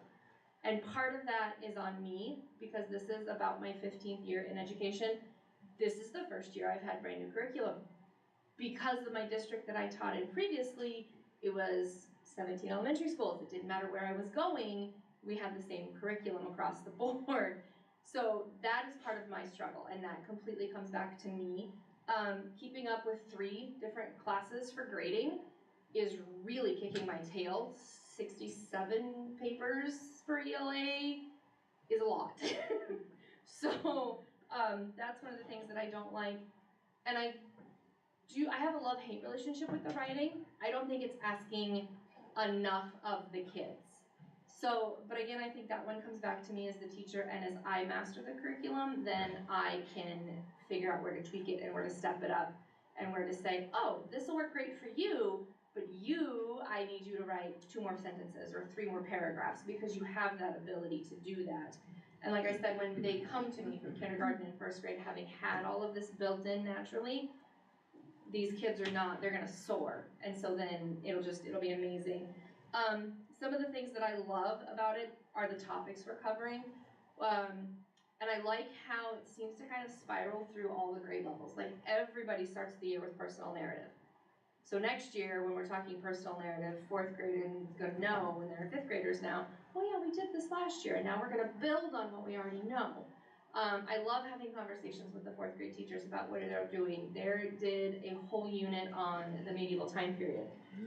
5th grade does Don Quixote. That blows my mind, because I didn't do Don Quixote until I was in high school, and it was an AP English class. It wasn't a regular class. So we studied Don Quixote, and we learned all about tilting windmills, and we learned what the word quixotic means. And I love hearing 5th graders tell each other, that's a little quixotic, you need to back down. So, and they can use it in context, and the vocabulary is phenomenal. It's got a really easy to follow teacher's guide, I think. I love that it'll say point blank, if your students need more help, do this. But if you feel like your students have a firm handle on this, skip this section and move into the next. So that's been really helpful for me. when I pulled some smaller groups to work on some skills, I can pull that in a little more and say, okay, I've got those bubble kids that don't quite have the skill yet, so we can just have a quick conversation, and it encourages group work where you divide the class, well, in half in some cases, where you've got your higher kids can work independently and can do their own thing, which allows me then to break the other part of the class into groups. And if I'm lucky enough to have a para, then I can have the para take some kids and I take some kids. So we end up reading with like 3 or 4 kids, so we can really dig deep and make sure they've got a firm understanding instead of them just kind of getting lost with the other 20 kids in the room. So it's got spelling built into it, which I think is phenomenal. I know 3rd grade specifically, their spelling is more spelling patterns, and theirs is every 5 lessons. 5th grade is not like that. 5th grade, it's more vocabulary-based spelling, and we only have 2 spelling tests per whole unit. Most of my units are 15 lessons. We are doing the Renaissance currently, and that one is actually 19 lessons, so that's a little different. But after the Renaissance, we do Reformation, and then we are going to roll into Midsummer Night's Dream by William Shakespeare. And then we'll finish the year with our Native American study, as long as we can get there. But again, it's moving slow, and so I may have to let go of Native American studies, which is going to break my heart. But we'll get there next year. So spelling, yes, very good. In 1st grade, it's based on the tricky words or the sight words, so it's not. That one is not predictable. So that is the fun one for us to memorize. Does kindergarten also have spelling? We don't have spelling per se, but we say the sounds. We segment and the blend, and they just are. They're so good at it. But the parents. It is spelling basically, but it's not a spelling test. But we just practice, and it's fun to see what they can do. So. All right, Brandon Greenwald, 5th grade science teacher. I'll go ahead and keep this to as minimal words as I possibly can, just because there's going to be a lot of overlap between what they just said and what I'm about to say. I'm piloting Amplify Science, so it wasn't a full purchase for every one of the years. We're just trying to see how it works. I would say that the pros are that it involves, and it has everything in it that I was originally doing, but I'm not piecemealing together like 15 different resources from 7 different websites that I pay the subscriptions to myself, and doing a bunch of other crazy stuff to make sure the students get what they need to get. So that's awesome. Students are writing scientific explanations to everything that they do, so there's a lot of overlap between what they're doing in ELA and then what they're doing in science for me. It's hands-on just about weekly with what they're doing. They assume the role of a scientist or an engineer in each unit, so they get to really see the why of what they're learning in math, what they're learning in ELA, and they're applying it in science. So no longer do I get the questions of why are we doing math and science, or why are we writing so much in science. So it's kind of nice. So there's 4 units in each unit. So they started off the year as astronomers, and they moved to being food scientists, and now we're currently water resource engineers. And in each one of those, there's a unit overarching goal of what they're trying to like solve. So there's always this bigger problem, this bigger picture that they're trying to come up with a solution to a problem. Right now they're trying to figure out how to get clean water on one side of a tropical island that doesn't necessarily get a lot of fresh water. So it's fun curriculum, it's awesome. Students are writing a lot, they're engineering a lot, they're learning the scientific process throughout it, they're learning the engineering design process. And it's nice because it's all clean cut, it's organized, they know what they're doing, they know what's expected of them. So it's just awesome. I've seen just awesome things from it. So thank you, Bonnie, Emma, Brandon, Elena, and Amanda. It's wonderful to bring it in here, not just to teaching and learning. So thank you for taking time to come tonight. And really it comes to life because we have such vested staff. You can see that they're here, they love what they do and they're amazing at it. And thank you for being here. Let's roll. We are now at Community Ed Report. Becky, you're up. Thank you, Jody. All right, I wanted to go over just a couple of our numbers. When I looked back on 2022, Our fitness center for February, we are up 67 participants. Our walking, we are up 40 participants. And for our open swim, we were up 49 participants. So we're seeing growth in all areas. I think, you know, that was 2022, we're coming out of COVID. People are just starting to come out more. I think Angela's doing a really nice job getting the program out there. And we did receive the $1,200 from the Lions for our free swimming for our Hinckley students. That all obviously boosts our January and February numbers. We've spent about half of that, and we are looking at using the rest for pool supplies and swimming lessons. So we're very grateful for the Lions for that. Kids really come out in January and February, and that's great. We had our Monroe Crossing concert on February 26th. We had 126 people come out. We had a really nice time. That was grant funded for the most part. That went really well. Our father-daughter event is coming up this Saturday. Thankfully, hopefully we will not have any snowstorms. I know I talked with one gal, she's got 3 dresses picked out for her child. They don't know which one they're gonna wear. But that's a big event. Last year we had about 240 that came out, and our numbers they're building up again. So anyway, that'll be a fun event on Saturday here at the high school. Our senior dinner is coming up May 10th, so mark your calendars for that. Believe it or not, that's not that far off. We are looking at writing a SHIP grant. That is for like wellness activities, health related. We can write a grant for up to just south of $3,000. We had a request for heavier weights. We did purchase some kettlebells and weights last year. Now we got a request for some heavier weights and a weight bench for our fitness center. We're looking at purchasing that. And then we're also looking at having somebody come in to do some strength training for our participants, just trying to get more people into the fitness center. And we've got all the machines, just making sure that people know how to correctly use the machines. So we're just throwing around some different ideas for that, and that will be grant funded. Angela reached out to Wellia, one of our partners, as you all know, and they are willing to come in and do different types of fitness classes, one of which would be like, you know, the silver sneakers is for people like my age. That's at the fitness centers. That's a copyright, so it wouldn't be called that, but it's for seniors, older people, and we would have a live person doing the class at first in the community ed room, and then they will also provide us with equipment so you can continue doing the classes virtually. So we figured if we get somebody live up there first, you kind of, you know, you gather up a cohort, people will continue to come. So we're going to try to get that going. We hope to have that going at the end of March, but Angela hasn't been dragging her feet. It's just making the other connections. So you'll be hearing more about that. We just finished on this snowy weekend a Red Cross training for lifeguards. We had 8 are now certified, 2 were recertified. So we are from that, and that's from our area, but we're going to get 2 more lifeguards out of that. Maybe one more, which we need more lifeguards. So we're very glad to see that happen.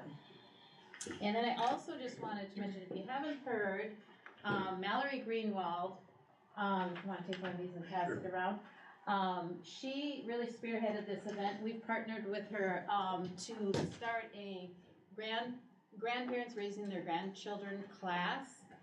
And you know, nationally it's estimated that 1 in 10 children are being raised by somebody other than their parents, typically an aunt, an uncle, or a grandparent. So we started this, we've already met twice. It'll now be always the 3rd Tuesday of the month at 6:30. We meet in the community ed room. I'm just passing this out, so just getting the word out there. And I know you did a really nice job getting it out during conferences. I've heard about that too. So just getting the word out there, because we know there are more grandparents. And you don't have to be a grandparent. You could be an aunt, you could be an uncle, you could be a friend. You could be somebody that just basically has primary care of young children. So it's a support group. We're going to have different speakers come in. So we're trying to get people out for that.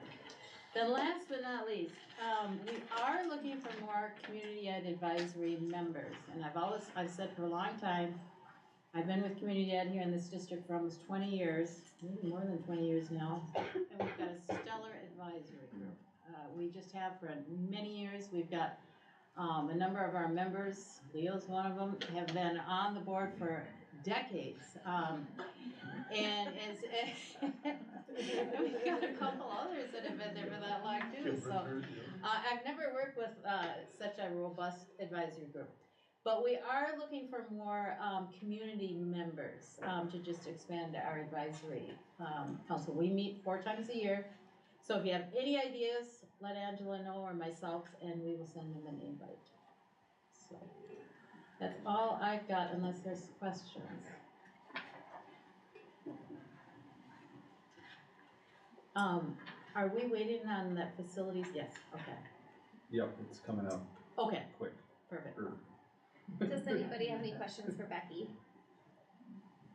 Thank you, Becky. Thank you, Jody. Next up is transportation, Sarah. As of right now, I'm fully staffed. If you remember, I think last year, I was driving almost every day. So I'm very fortunate to have the group of people that I have right now. The trips are going very well. We've seen a lot more trips this year than the last 2 years.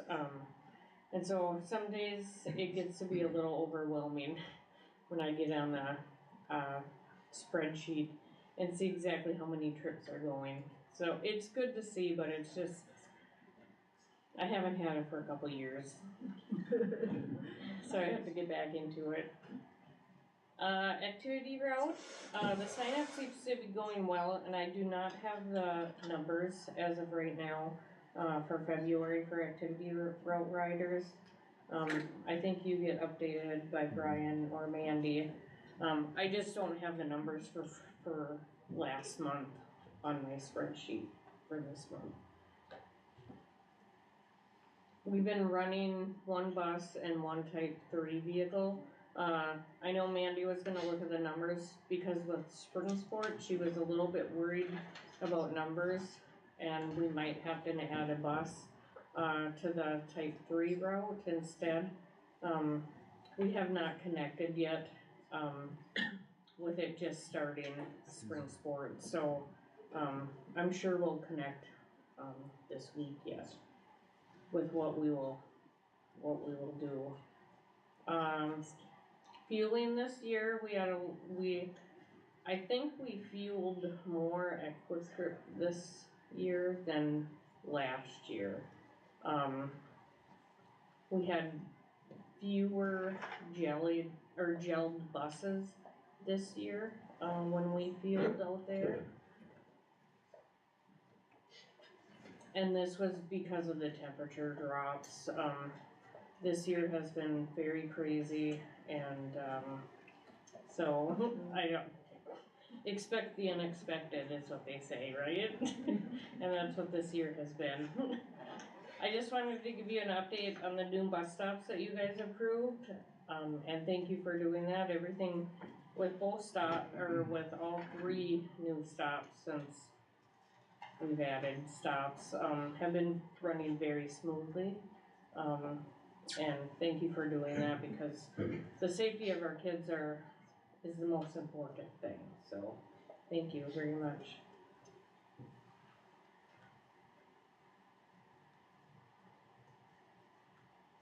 Does anybody have any questions for Sarah? I've got one, Sarah. When we fuel up at Quick Trip, do we automatically get tax free, or do we have to do the paperwork for it? I guess I don't know. I believe it's automatic. I'll double check. Okay. I believe Joanne filled out the paperwork where we're getting that. Yeah. Okay, beautiful. Thank you. I do want to suggest to Joanne, moving forward, that we get a Quick Trip card, just for when we do that. We don't do it very often, and we don't do it for very long. Right.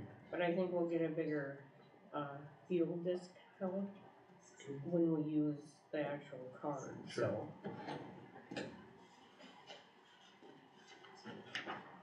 All right. Next up is activities report. If you have any questions for Brian, please, or for Mandy, direct them to either Mandy or Brian. And we also have new directions report is written. So again, if you have any questions, you can send them to Brian. Do any board members want to present from committees this past month? Ours have been canceled, or mine have been canceled. Most have been canceled. If not, we'll move on to communications. There was none. There was none. Next up, unfinished business. If you could start looking at your calendars, typically in April, the board not only does our normal April meeting, but we also do a work session to talk preliminary budget. The principals kind of show a better picture of where their staffing looks to be. Hopefully we have a better idea of what is happening at the Capitol. So if you could start looking at your calendars, I'll throw out some dates when I send you your update this week. But typically we'll have our meeting earlier in April than end of April. We'd have, or mid to end April, we'll have another meeting. And then again, we'll have our May meeting, and then typically in June, depending when the legislation closes, we may have to have a second meeting in June, depending when we get all the information from the state. But if you can start looking at your calendars for what might work for a 6:30, I'll send out some dates to you as well. But otherwise, staff have turned in their budgets, their material requests to the principals. The principals have received those, and then they'll start going through those, talking with staff if they have questions or suggestions, things like that. And hopefully they turn around and then get that to the district office by, it says teachers submitted 1st of March, the principals will get it back then to the district office early April. And then we're also sitting down, admin team and things like that, looking at staffing all the time, following what the legislation's doing, looking at maybe new mandates, things like that could be coming our way that could affect staffing and how our budget will roll. What the school board, what I would ask the school board to look at, we're gonna talk about our capital budget. Maybe I'll talk about that first. You'll see from last month, our capital budget grew, but the reason it grew is I just wanted to have, as we're getting some bids for some of these things, especially in the custodial area, I wanted to be able to show where those bids are. Obviously, where we have multiple bids, we'll accept one of them. The facilities committee does meet this week to make some recommendations to Keith and I. So when you see this come next month in April, that will be cleaned up. But that is why the big growth has happened, or the bigger number amount. Last month it was a lot closer to what you approved last year. The reason we're at 541,000 is just because there's multiple bids on here, just for some transparency's sake. But that should be cleaned up this week after the facilities committee meets. I would ask the school board for action on, we won't purchase it yet, but approval to go forward looking for a school bus and a lawnmower, as just the ordering process can be harder.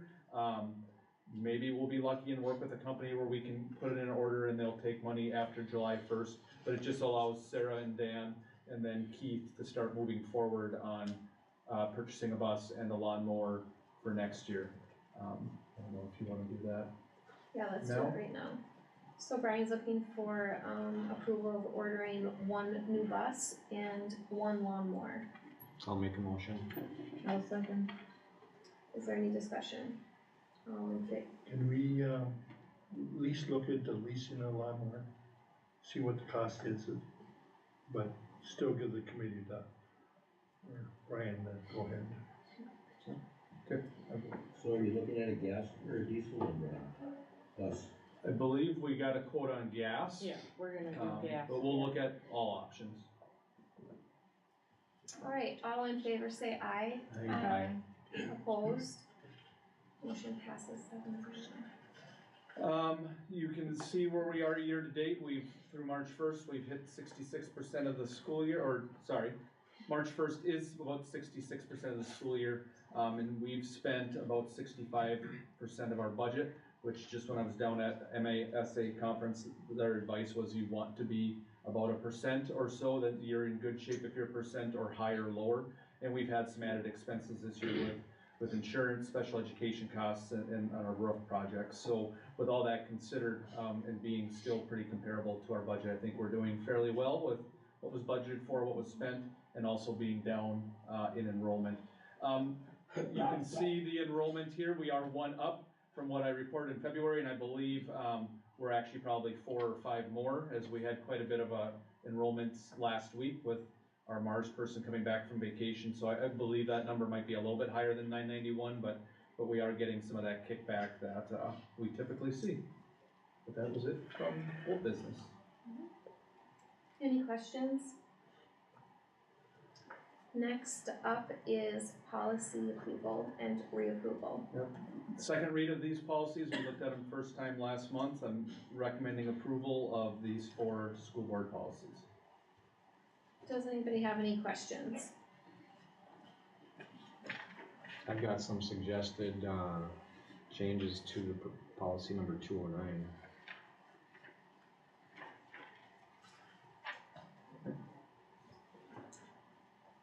You want to talk about it right now? So, looking at the Minnesota School Board Association, they have their code of ethics for school board, and ours follows along quite closely to the MSBA. However, section D, in meeting my responsibilities to my community, I will. It looks like there's something that I would suggest we add, which is part of the MSBA code of ethics model. They have strive to uphold my responsibilities and accountability to the taxpayers in my school district. And that's part of the MSBA model code of ethics policy. We don't have that on ours for some reason, but I think it should be added. Is it in section D? Yes.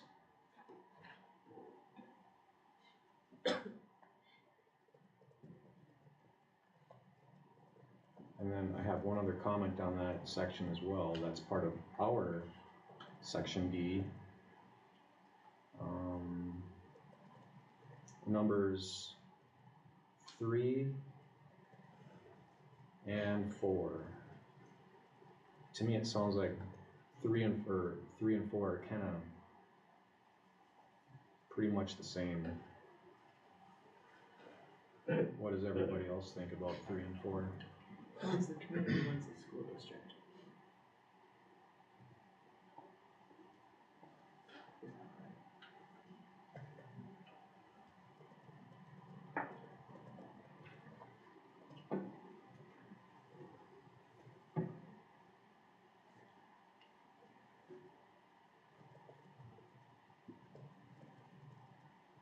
Yeah, I think they just flip-flop, like number 3 is the community for the school district, number 4 is the school district related to the community.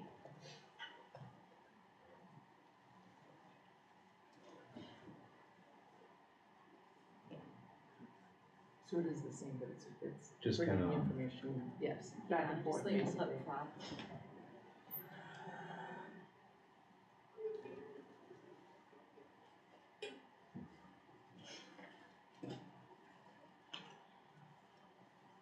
To me, it just seems kind of redundant. Needs of the community as it translates to the educational program in the school district versus.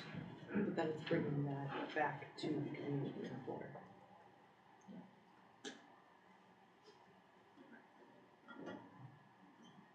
So number 3 is taking what the needs of the community and bringing it into the school district.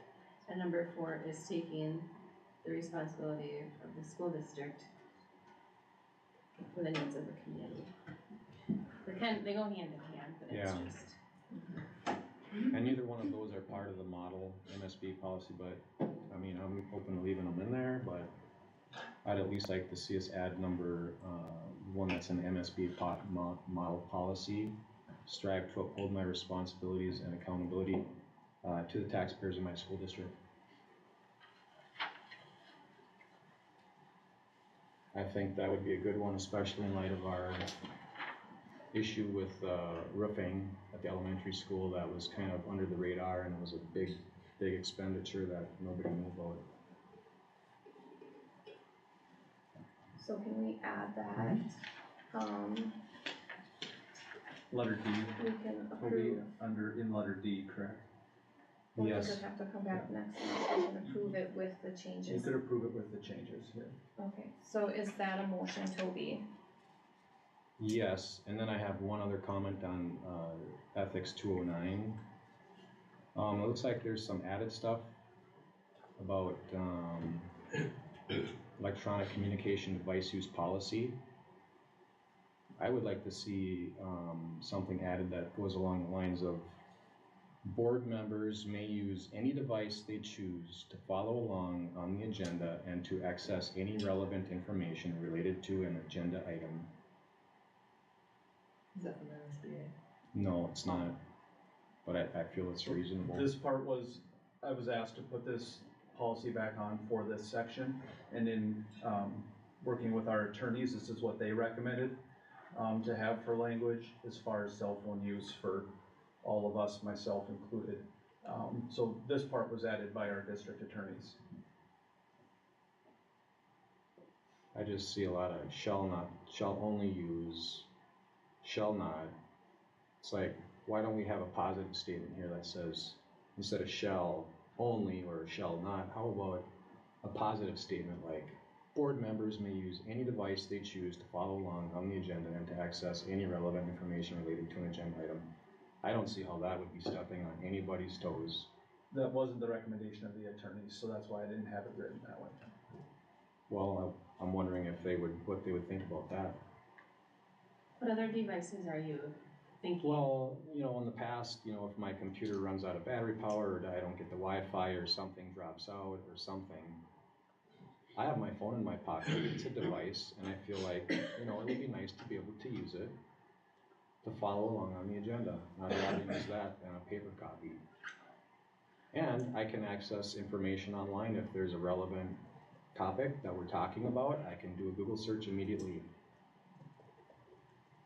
That was part of what the attorney's fear was getting off on the internet, or the possibility of any of us getting constituents texting, messaging, things like that, and just having it lead to what could happen. So that was kind of what their worry was with cell phone use, was, yep, it's a computer, certainly you can access things, but we have, you know, for any time a computer might go down, our tech staff here, we have paper copies, so their thought was, we don't need to be using cell phones. No, I'm not talking about texting other people or communicating. I'm sorry if I implied that. That was just one of their worries with any of us having cell phones out. I think it's just more for like transparency, like if somebody like, you know, present watching the meeting or like online, like if they're seeing any of us with a cell phone, it might not look professional.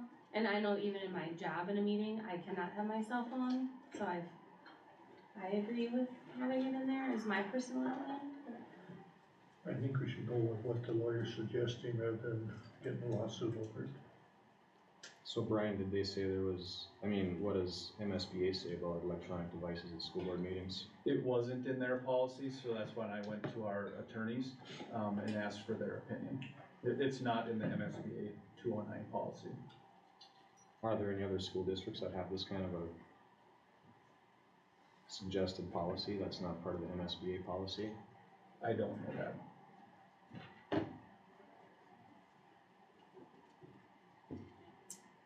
What kind of a lawsuit did the lawyers fear? Well, during a closed session, if somebody is on their cell phone, that could be a data breach piracy. So it is entertaining a lawsuit if you're on your cell phone during a closed session. Maybe, I don't know, maybe just say no cell phone usage during a closed meeting, or only for agenda-related items, no communication, texting, or talking during a closed session. I think it's gonna be proactive.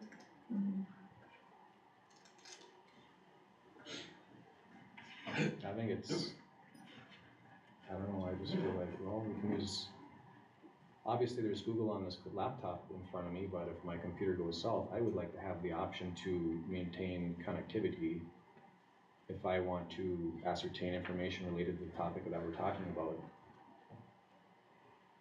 My advice to the board would be to follow the advice of our attorneys. So I'm looking for a motion to approve policy 415, 420, 902, 209 with the changed verbiage on. Strive to uphold my responsibilities and accountabilities to the taxpayers of my school district. I'll make a motion. I'll second. There's a motion and a second. Any discussion? All in favor say aye. Aye. Opposed? Opposed? So motion passes 6-1. Alright, so we'll do a roll call. Leo? Yes.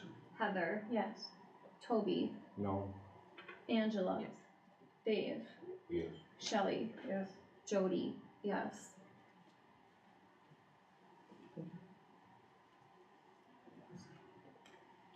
Next up is school board goals.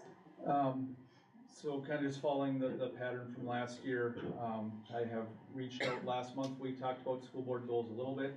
I emailed our staff to get feedback. Our admin team will talk about it a little bit more, but the feedback I'm getting from staff was kind of continue in our three main areas, continue to improve school climate and staff morale, student academic growth and achievement, and fiscal responsibility.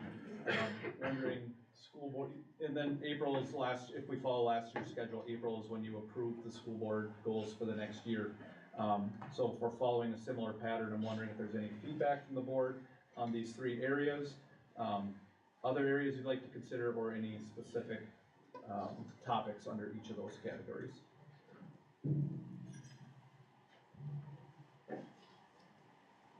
I think under number 3, fiscal responsibility, I also like strive to uphold my responsibilities, or strive to uphold responsibilities and accountability to the taxpayer in the school district. And I feel like we've emerged from the pandemic. Yeah, I would think we take the pandemic stuff out and maybe put some other areas of fiscal responsibility in there. Do we get funds from other sources besides federal? Federal, state, and local. I think we should maybe make number 2 a little bit more encompass everything except, not just limit it to federal funds. Manage all funds.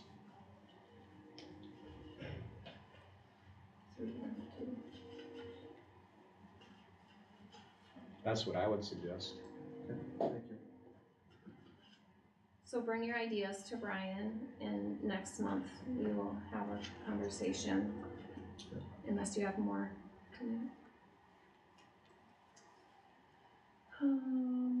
We are now at J. Pride. Yep. So we have our science fair winners on here, and added a few more since the paper copies went out today. Looks like Mrs. Scullard was adding a little bit here today too, so pretty good J. Pride list. Next up is graduation comparisons. This is a really repeat from last year. The state has not come out with new numbers yet, so these are last year's graduation comparisons. I'll keep watching and following what MSBA and MASA puts out, but the graduation report that Mr. Prater shared last year is the most current report as far as graduation data. So just following our typical pattern for March, I wanted to talk about that a little bit, but I'll keep watching to see when updated graduation data will come out to see how we compare to our neighbors and to the state. Does anybody have any questions? Next up is the Achievement and Integration Plan. Our Achievement and Integration Plan we share with Pine City, East Central, Willow River, and McGregor. This is how we have new direction and use that with the three. The integration part is working together with our school districts, and new direction is a big part of this plan. The other big part of this plan, if you look at kind of the expenditures or things that we're looking to do, is new direction, and then also at both the elementary and secondary level, looking to bring in a smart mentor and fund a smart mentor position to help with some of the academic learning, to help with some of the extra help on our goals of academic, social, emotional learning. This plan also funds Rachel's Challenge again, keeps that program going, but really provides some extra help for our kids, and the big part, it helps continue to fund our New Direction program, which is our behavior suspend off the street program. So instead of sending kids home suspended, they have an option to come to school, still get some work done, things like that. And that is the partnership that we share with Moose Lake, Willow River, East Central, and Pine City. So we have to have this plan, and I'm looking for approval from the school board to approve kind of the big areas in this plan, so we can submit it to state by Wednesday. So is there a motion to accept the achievement and integration plan as presented? I'll make the motion. A second. There's a motion and a second. Any discussion? All in favor say aye. Aye. Opposed? Next up is the calendar. Looking for approval, my recommendation would be HF's calendar draft number 2. The reason I chose number 2 is that is what is closest to East Central. East Central has their spring break around the same time we would have ours. And Pine City has not still come out with a calendar yet, but my recommendation is calendar draft number 2, which would have 171 student days, 11 staff training days, and 182 total work days. We'll talk more about makeup days and e-learning days in the next agenda item, but that's my recommendation is calendar draft number 2 for next school year. Any questions about the calendar presented? Where does the junior senior trip fit in that? Cause isn't it normally over? Next year it'll be a band choir trip. And Mandy and the band and choir teacher are kind of waiting for the calendar to pick dates. Cause isn't that generally? We try to go at that time, but we also try to keep costs down too. And that can be a time over that Easter holiday where it might be hard for the kids to travel because of the holiday or more expensive. I have a question about the spring break. I know it's shortened for a couple of years there. I think we had a full week. Mm-hmm. What are the reasons for going to 2 days instead of a full week in spring? This one, so it was the feedback the calendar committee got was they really wanted to bring Deer Day back, and also some of the feedback we got was next year's calendar, it naturally fits where the students can be done with school at the end of May.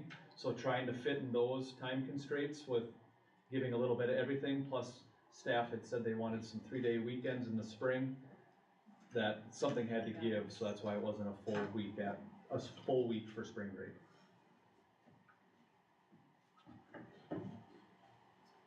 If there's no other questions, then I'm looking for a motion to accept the second draft of the 23-24 school year calendar. I just have one more question. The makeup days that are listed on here, are those set makeup days or, I mean, if we approve this calendar, are we approving those makeup days as well? Correct.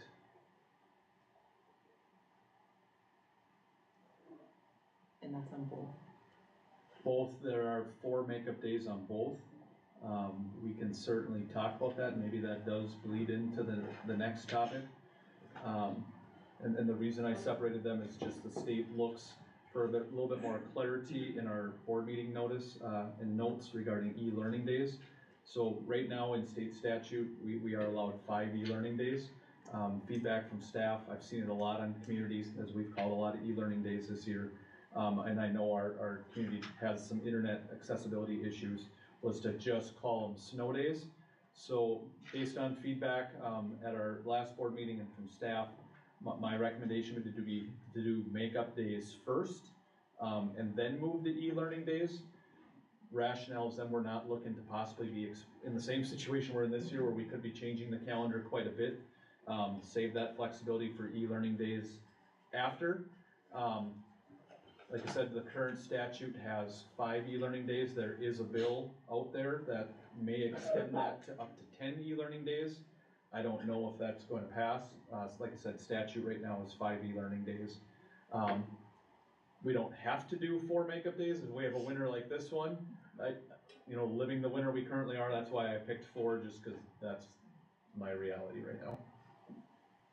So if we leave these 4 set makeup days, if there's staff members that want to take a vacation sometime throughout the year, are they told they have? So if it's supposed to be a makeup day and they want to schedule a vacation. The difference at least for next year that we're not experiencing this year, at least next year they'll know it's a possibility it could be a makeup day, where this year, which is leading kind of into one of our last item agendas, is last year's calendar. We didn't have that in there. And that now it's gonna be a complete surprise, you know, at least by approving it a year ahead. Yep, there's a possibility that you might have to take a personal day that you weren't planning on or things like that. It still is not gonna be easy if we have to make those up, but at least we're kind of giving people a heads up a year ahead of time compared to last year where there were no makeup days built into the calendar. But all of the makeup days are where no staff is here. Correct. So okay. So they would need, and only 3 staff from each building can be gone, or teachers? Correct. Is it Later teachers in or the year, staff? Teachers. Is there a staff, like support staff? I believe support staff might also Support say staff 3. is, I think, 2. Yeah, and then but in May, the teacher contract goes down to 2. So it gets even tougher in May. Do we have any in May that are open? Our first Our makeup first day one is May 10. May 10. Oh, for next year. Yeah, for next year.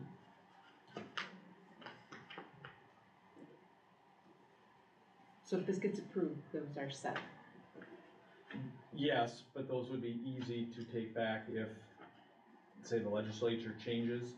You know, and maybe they do go forward with 10 e-learning days. That may be worth a conversation to bring that back before the end of this school year, or certainly before the start of next school year, to make that adjustment, you know, before the school year starts. Well, But they would be set tonight, as of tonight. And it doesn't sound like they're forgiving any for this year. If they did a couple years ago, they did.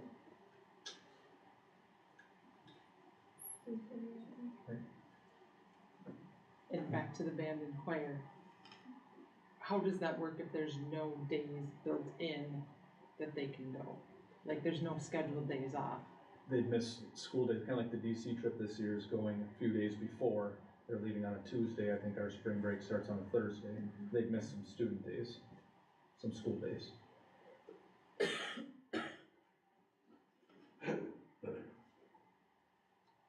Is the band and choir trip normally as long as DC? If they were to fly back on like This one, Sunday? I can't remember the itinerary for this one, Miss Hinckley, maybe you remember. This one might be a little long, typically no, it's shorter, but this one, since they proposed to go to San Diego, I'm wondering if that's a little longer, but I can't. I thought it was 4, but I can't remember exactly. Typically they've stayed closer to home and it's usually been a long weekend, but this one might be a little longer since it's down on the state.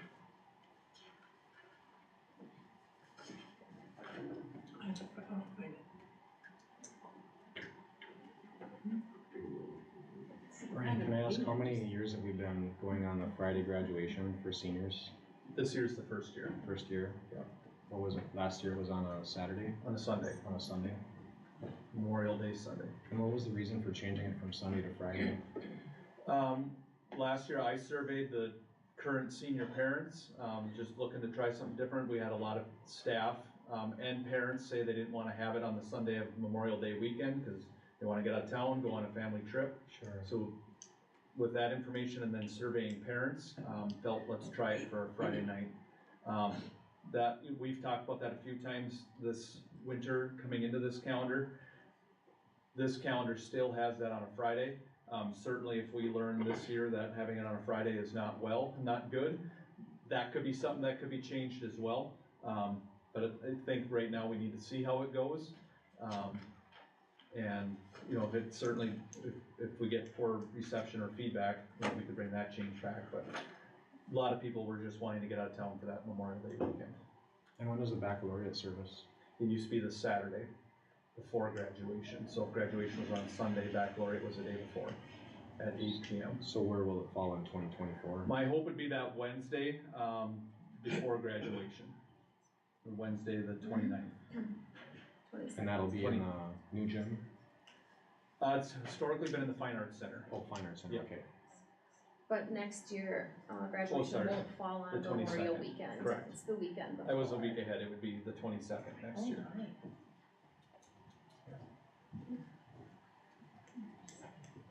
4 days for the band. That's what they would miss? That's how many days the trip would be. So if they did it over spring break, they wouldn't miss any school days. That's Easter But weekend. that'd be, Oh, so then, yeah, they so probably miss it's 2 4 school days. days, probably So- miss Thursday, Friday. Yeah.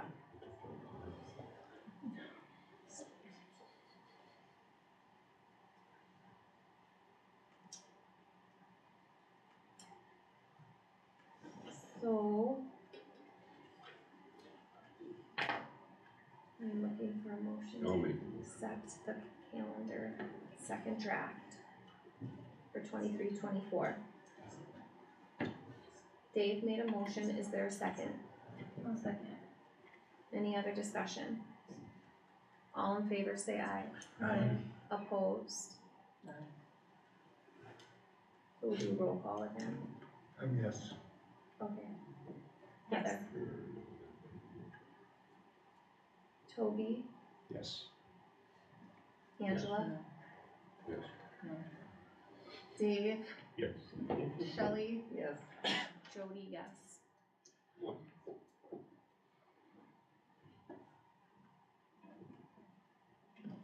You ready? Yeah. Okay. Next up is e-learning plan. So again, I just separated these so it's clear in our board notes. My recommendation would be, we would do makeup days first and then have an e-learning plan, which is the same e-learning plan we have right now, but the board needs to state that we're gonna use e-learning. And this is the way to do that, but my recommendation, we would do the makeup days first, then move to e-learning days, so we're not coming to the end of the school year and having to extend the school year calendar. Does anybody have any questions regarding the e-learning plan? If not, I'm looking for a motion to accept the e-learning plan.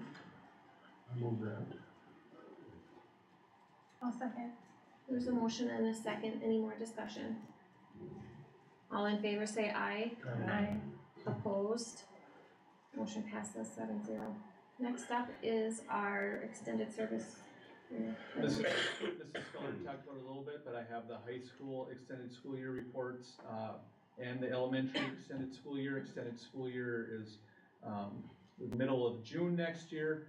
These are required per these students' IEP plans, so I'm looking for approval to approve these 6 extended school year plans. Does anybody have any questions regarding individually any of the plans? Is it fine to approve all 6 at once? So then I'm looking for I'm looking for a second, Angela.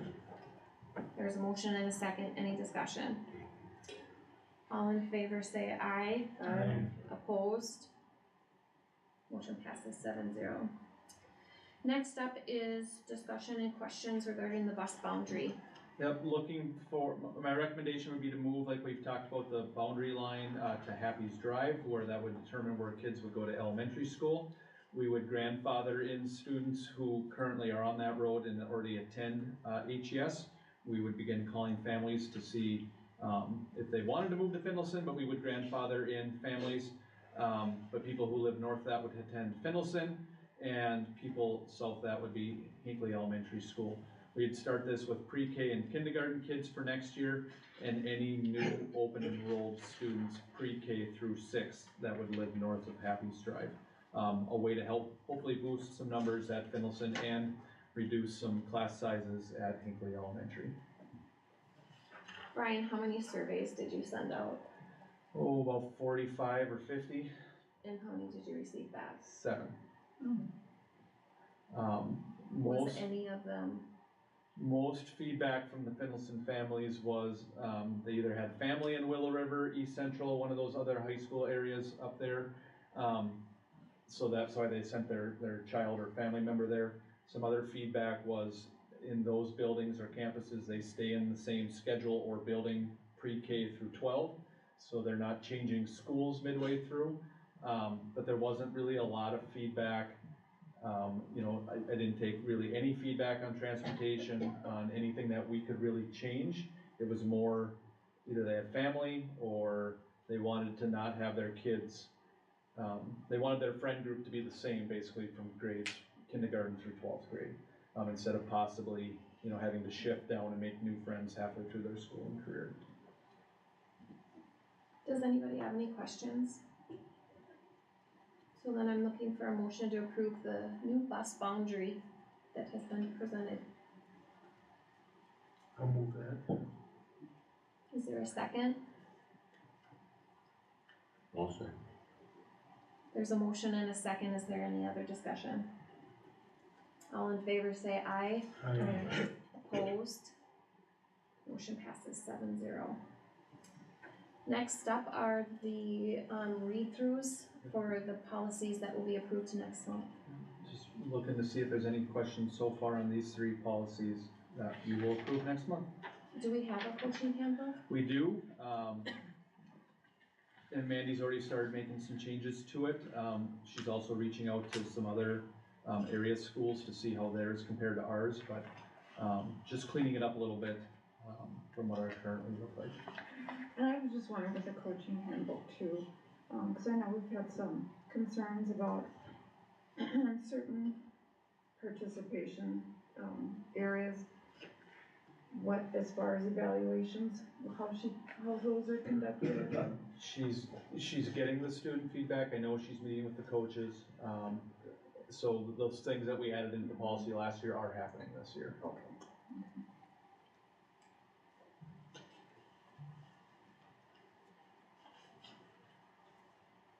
Next up is makeup days for this school year. So we've talked a lot about this, and there's some more bad weather on the way. Initially, the board had chosen some makeup days, and 2 of them are falling during our spring break that we have on March 30th and March 31st.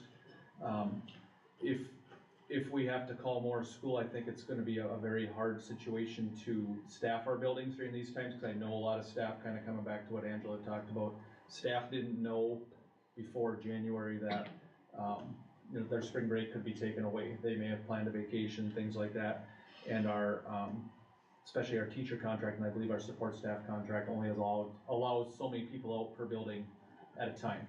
And we already know, we approved last month, that HES is already near that, just because they have a few teachers going on the junior senior trip during this time. So trying to be a little creative, would like to change the recommendation from the March 30th being turned into a makeup day. Instead of that, we would cancel our last 7 early release days, so that would be all of May and the last 2 in April, change them into full student learning days instead of having to make up the day on March 30th. So we'd make it up with hours by getting 1 hour back 7 different times to make up that learning loss that we would lose in a day. Hopefully we won't have 2, but I'm already looking at radar coming forward. It's just the way our winter's gone, it's likely that we're gonna have more snow here in the next few weeks. So trying to protect some of the staff's vacation, especially since it was not planned or not told to them a year ahead that they could be losing their spring break. So recommending, instead of March 30th, canceling our last 7 early release days and turning them into full student learning days. Does anybody have any questions? If not, I'm looking for a motion to accept the new makeup days. I'll make the motion. Second. There's a motion and a second. Any discussion? All in favor say aye. Aye. Opposed? We have reached the end of our agenda. I'm looking for a motion to adjourn. I'll make the motion. I'll second. So motion and a second. Any discussion? All in favor say aye. Aye. Opposed? Motion passes.